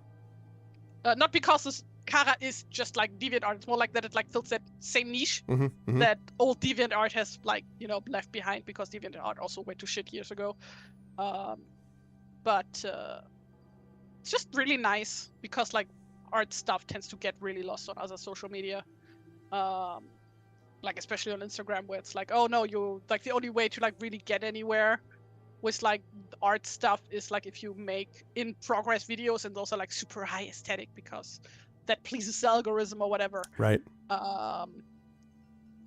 And it's not like just terrible ads all the time, like on Instagram and like all the fucking influencer shit that I hate so much. It's just good stuff. It's like all art. It's so beautiful. That's I mean, everybody needs to check it out. It's so nice. And your Tari Tunes over there also, I assume? I'm like the same username everywhere, Tari Tunes. So yeah, go follow me there. Currently bombarding everything with Metal Gear Solid fan art, because has been my brain rot the past few months. In accordance with the prophecy, and, I get it. Fingers crossed if my mail goes in on time, I will be there in England at the end of August. Super excited. You'll get a chance to actually see the legend of Tari Tunes will be in the flesh right there, like visible and everything. And then I get my passport, but I get the fucking flu. No. Hey, let's not manifest that into existence, please. Let's not do that. I always get sick because of stuff like this. We will do that. I want to meet Tari. Well, yeah, we're gonna have. I mean, there are gonna be a bunch of people here that are gonna be over there. Effect Life and Classic Horror, Emily, myself. They're going to be. I've been super looking forward to the whole thing. So I hope and pray and wish and shit to that things work out, that I can go. Yeah, I am looking forward to it very much as well. Very sad and would be suffering really bad mofo otherwise. Yeah. No, let's just, FOMO. wrap yourself in bubble wrap. Wrap yourself in bubble wrap, like a lot of vitamin C, like everything. FOMO, just really. not mofo. A mofo is something else. Did you say mofo? I didn't even hear that. Right. So you're going to have. I'm going to have mofo. I want this mother off my mother freaking D&D event. Oh, man. But this was a pleasure as always. Good work on the transition. Also, thank you again for the overlay and the new art thereby. That's really, really useful. So thank you. And yeah, you will see more of Tari for both the conclusion of Slaves of the Abyss, Fighting Fantasy Gamebook illustration, and for more of this game next month. It's going to be good times. And you add another country to your list. Well, yeah. Have you been to England before, Tari? I have not been to the UK at all. Ah, okay. So yeah, another country added to the list. Yes. That's very cool. You'll be and if things go well, then I'm also going to be going to Scotland actually, because that has been on my plan on my to-do list for like 3 years now. Very cool. But because of like Corona, it was like impossible to get an appointment for passports. So I couldn't go the past 2 summers. So yeah, hopefully. That'll be cool. Can finally get to do that. I'm going to be there too, obviously, beforehand. I'm going to be at Worldcon, so it'll be a good time. I am going to wrap us up, but chat, can we get some love for the amazing Tari Tunes? Thank you, Tari. Great work today. Looking forward to learning more about this character and to speaking to you more next month. So I will see you soon. Thank you very much for having me. Bye-bye. Bye, Tari. Thank you. Doei. Howdo. Tschüssi. All right. And that is going to be that. So very cool. I really, we talked quite a bit about what the sort of long-term plan would be for what was going to happen with Runesild. And we don't know exactly if Runesild has died. We're not 100% sure. But we know for a fact that Genevieve has become the new sort of face of the party. And I think that's very neat in a lot of ways. That wasn't necessarily going to be the plan. It depended on everything broke down. But Runesild did defeat the monster, but there was a cost there. And so we got a chance to see that with these various audiences and discussions that we had with the merchant and the king and all that stuff. So I am excited to see where all of that goes. So at the top of the hour, so about 35 minutes from now, I'm not stopping immediately because I know we have to do the final vote thing. But at the top of the hour at 4 p.m. Eastern, I'll be over on GOG.com's Twitch channel playing more Black Geyser Couriers of Darkness. Really enjoying that game as I move into the final stages of that. And then on Wednesday, tomorrow night, we're going to have Community D&D. So you'll definitely want to be back for the Shadow Crew as they continue to make their way through Waterdeep with the power of Dragon Heist, etc. But on Thursday, we will have the Chat Chosen Game of the Month. And I heard that there was a tie before. So right now we are sitting at, yeah, there is a tie. Looks like Mountain Blade is not going to get the job done this time. So it is Unusual Findings and Songs of Conquest. So we need to have one more vote to break this tie, everybody. And once we have that vote, then that will be the game that I will be playing on Thursday. So please get your vote in now. Unusual Findings is kind of this pixel hunting, sort of 80s style pixel art kind of adventure game. Songs of Conquest is very much in the Heroes of Might and Magic mode, which is very cool. I'm actually interested in looking at that. But those ones are the ones that are tied. So we have Unusual Findings, 5 votes, and Songs of Conquest, 5 votes. So we need one more vote. We need one more vote to come in. So if you are here and you are looking at this, please get your vote in, because there must be some adjustment, some change, some vote must happen. So get your votes in now as I look at this as we speak. Okay. All right. So Unusual Findings has taken the lead over Songs of Conquest. So we are holding on here. So I'm going to close this down in a minute. So I'm going to do last call now. So now's your last chance. 6 votes for Unusual Findings, 5 votes for Songs of Conquest, 1 vote for Mountain Blade. Mountain Blade's not going to get the job done. I'm actually a little surprised that Mountain Blade didn't get more attention, because I thought that was the biggest name of those 3. So I thought more people would be into that. But instead, people were like, no, we're going to try something a little bit different. And now we got another vote for Unusual Findings. All right, so maybe next time. I mean, it came very close, Effect Life. You know the drill with these. Most of the time, if someone tries to vote, like look at poor Nonstop with Wizardry, trying to like get that through. And finally, Nonstop was able to get it through. So yeah, I thought that Mountain Blade would get higher, but Mountain Blade may have its opportunity in a future month, and certainly that'll be the same thing with Songs of Conquest or Star Control 2, exactly, which did eventually. Or another one is The World of Goo. That was Trend's nomination. It took a while for that to actually go through also. I was watching Ash Said Hi on GOG playing Wizardry, the Wizardry remake yesterday, and she's like, I wonder if I have to save. And they were like, no, it auto saves automatically. She's like, well, that's good. And they're like, yeah, because they don't want you to have any opportunity to reload if something doesn't go right. And she's like, what do you mean? I'm like, I've been waiting for this moment. Let me tell you about Wizardry. No, I didn't go too hardcore into it, but I was just like, let me explain. It's too much. Let me sum up. Yeah, it was funny to watch because, oh my God, Wizardry. Anyway, but we finally got those through. So now we've got Unusual Findings as we close the vote down. Okay, Unusual Findings, which I think is Unusual Findings. I need to find out if Unusual Findings is on GOG. I think it is, in which case I will ask the lovely folks at GOG via the amazing Pyron Jade to see if they can get me a code for that. So otherwise I'll pick it up on my own, but I think that it's on GOG, so it should be fine. That'll be Thursday night. So there we go. So we have got today we've got Black Geyser Couriers of Darkness at 4 p.m. Eastern at GOG.com's Twitch channel. Wednesday night at 9:30 p.m. Eastern, we have got the continuation of Community D&D. And then Thursday night, we will have the Patreon Field Chat Chosen Game of the Month, known as Unusual Findings. Then over the weekend, I'm going to be away over the weekend, but I am going to be doing Expedition for the Mysterious Peaks on Saturday evening, and I should have a place with good enough internet and so on to be able to run that, so that should be fine.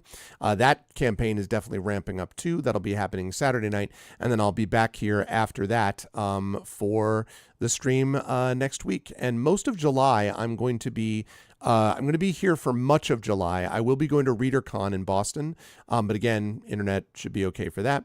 And then at the end of the month, right at the end of the month, I'll be heading off to Indianapolis for Gen Con, and I'll be there for Gen Con. And then, of course, in August, I'll be after Gen Con. After a couple of days at home, I'll be heading off to merry old England. I will be in Glasgow first for Worldcon, assuming they ever get back to us with the programming. Please, for to give us our program. Thank you, Worldcon, powers that be.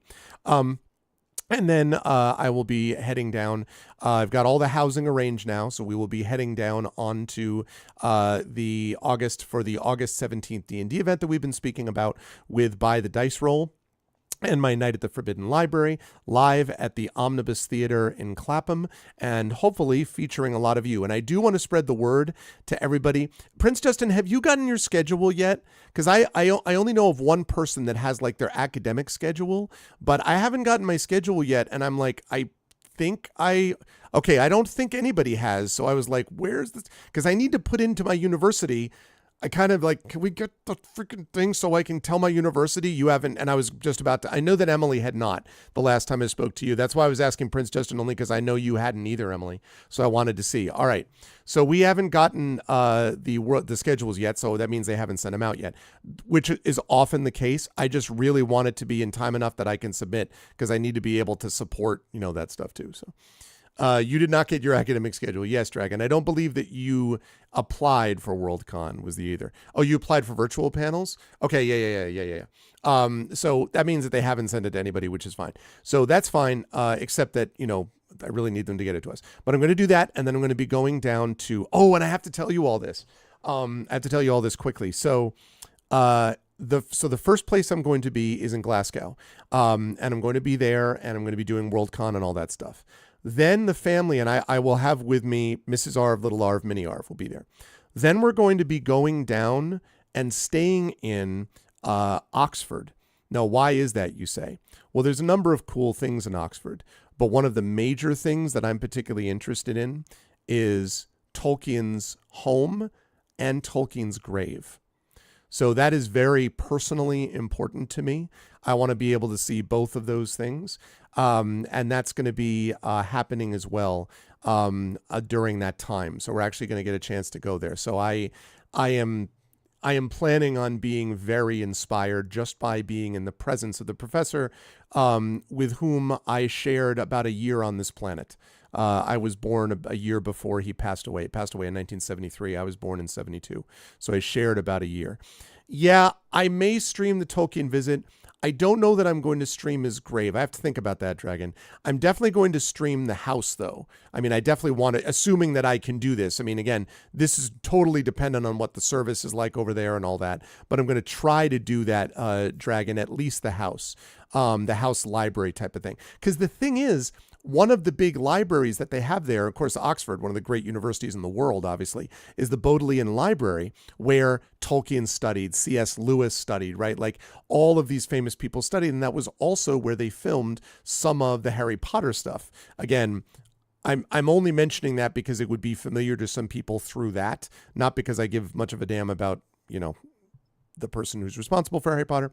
But anyway, and also I believe, although this one I would need to check, that is the same library, I believe, where they filmed some of when in the Sherlock Holmes Game of Shadows movie, which I love those movies, with Jude Law as Watson and Robert Downey Jr. as Sherlock Holmes, he goes to meet Moriarty. And I believe that he meets them. I think you see the outside of that place as he's going in. I love that stuff. So that I'm very excited about too. But that's going to be very cool. So we're going to be doing that. And then after that, we're going to be heading on into London, where we will definitely see some of the sites. But a big focus will be early on when we arrive. We'll be getting ourselves situated. And then on Saturday the 17th, doing our D&D event. It's going to be very, very cool. So I'm excited for all of that. But that is still not here. That is over a month away still. And so we got July to get through first. So anyway, that's going to be happening. So I'm going to rise up on out of here and go get ready for the GOG stream. I want to thank everyone who made this awesome today. If you like what you saw and heard, please follow the channel. Please check out our YouTube, which is !ArvTube. And for those of you who are watching over on YouTube today, we had a decent number of people show up over at the YouTube channel, actually. Thank you for being here. And please consider subscribing over there to the YouTube channel. And so that is YouTube channel, again, !ArvTube for that. Discord is !ArvCord, where you can hang out with the Arvanauts in between streams. And while I'm on the subject of the YouTube channel, remember everybody, thank you so much to those of you who have been following and commenting. I want to especially call out Prince Justin, who's commented on a lot of the shorts and on the full videos. Again, never any obligation to do that, but I do think it's been fun to see your comments on those here and there, Prince Justin. So thank you for doing that, because I always get a smile on my face when I see those. see those. So that kind of thing, because that's really helped build up the subscriber numbers on that YouTube channel. And it's, again, calling more attention to the YouTube channel and therefore to this channel and somewhat to my writing in general and all that. So thank you for doing that. Please spread the word about that. I am ubiquitous. It is known. Spread the word about that. And also make sure, everybody, to check out our Gen GM's channel that Zach Clay and I do. Our subscriber numbers have been doing very well on that YouTube channel also, largely on the strength of our shorts, which gradually get people over to our long form videos, another one of which is going to be coming up at the end of this week. So all of that stuff would be lovely. Yeah, the shorts are all on the Arvin Eleron YouTube channel. You can find them under the shorts section there. There's a whole bunch of them now, thanks to Live Suing, who's doing that for me for both that channel and doing it for us for Gen GMs. So that would all be awesome. If you would be able to do that, it would be lovely. I already mentioned the Discord website, arvineleron.com, social media, Twitter, for as long as that site exists, !Arv tweets, Blue Sky, !Arv Sky. Please follow me at those places. Financially, !Arv shop. That's the merchandise area. You can get a lot of swag for a lot of different things there. So please do join us for that. !Arv Treon. That's that Patreon sitting right there. That really is the financial backbone of the channel, and it really does make a difference if you're able to support us there. So please do. The subbing to the channel is also really helpful. Subbing or resubbing or gift subbing is all super useful. And again, those things really help. You get those custom sub badges and emotes to use here, there, and everywhere across Twitch. You get inspirations as well, one of which you just saw Triffid use, so that was very cool. So there's that. A new hero rises. Hey, what's up, Prince Justin? That's over on my YouTube channel. Good to see you. So yes, ! Arv Treon, and again, subbing to the channel. On the publishing side, ! Icarus, that is my award-winning graphic novel from Athos Arts. ! Library is my Tales and Tomes from the Forbidden Library. That's my 5e adventure and sourcebook from Alligator Alley Entertainment. And ! Greyshade, that is my Greyshade IP. First two books in that series, Greyshade and Renegade, are already out, award-winning, critically acclaimed. You can buy those right now at that link, or tell others to buy them at that link. That is appreciated. You can also get the audiobook of Greyshade, which is available here. You just finished reading Heretic. Yay! Huzzah! I am excited. I am excited to hear about that read. Nervously waiting, hoping for the best. Fingers crossed and all that kind of good stuff. From the legendary critical voice, positively critical, I mean, like fantasy critic voice of Prince Justin. So yes, they did. In fact, there is the Greyshade tabletop role-playing game that is going to be out at the end of the year from Alligator Alley and Brandon O'Brien. You can pre-order that, and you can also pre-order the aforementioned book Heretic, which is going to be out next month. There'll be an official reading event at Black Rock Books in Bridgeport where you can get it for the first time, but then it will be released officially after that, and you can pre-order it right now. And pre-orders are really good things, just like you should pre-order the Buy the Dice Roll event for the Clapham Omnibus in August, and just like you should get tickets for the D&D with writers and with authors and other events at Gen Con as part of the Writers Symposium, you can also get these pre-orders to get those moving for Heretic, which really does make a difference. So you can do all that now.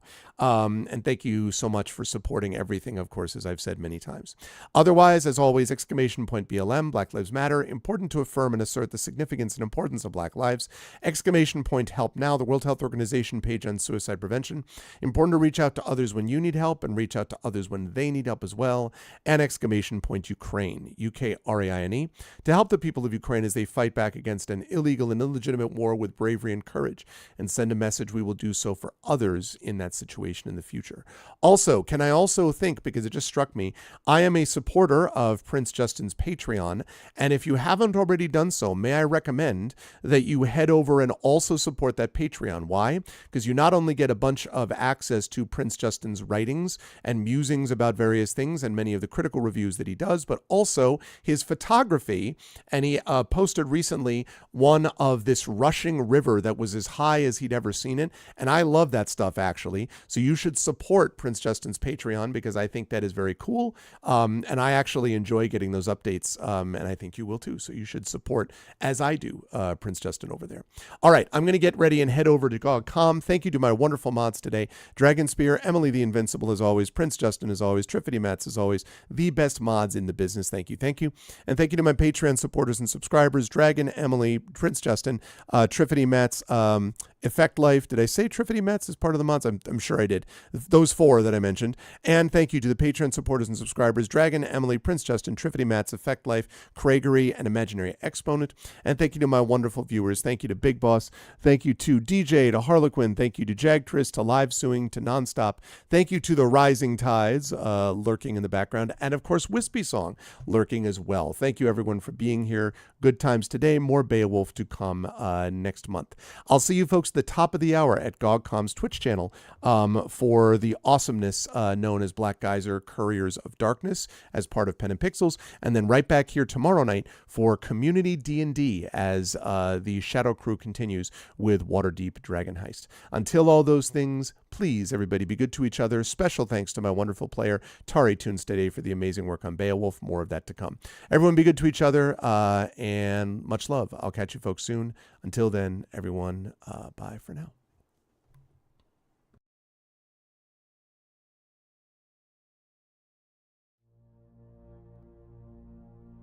Then on the strand, with steeds and treasure, and armor their roomy and ring-dight ship was heavily laden.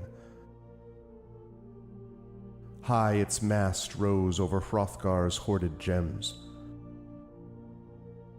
A sword to the boat guard Beowulf gave, mounted with gold.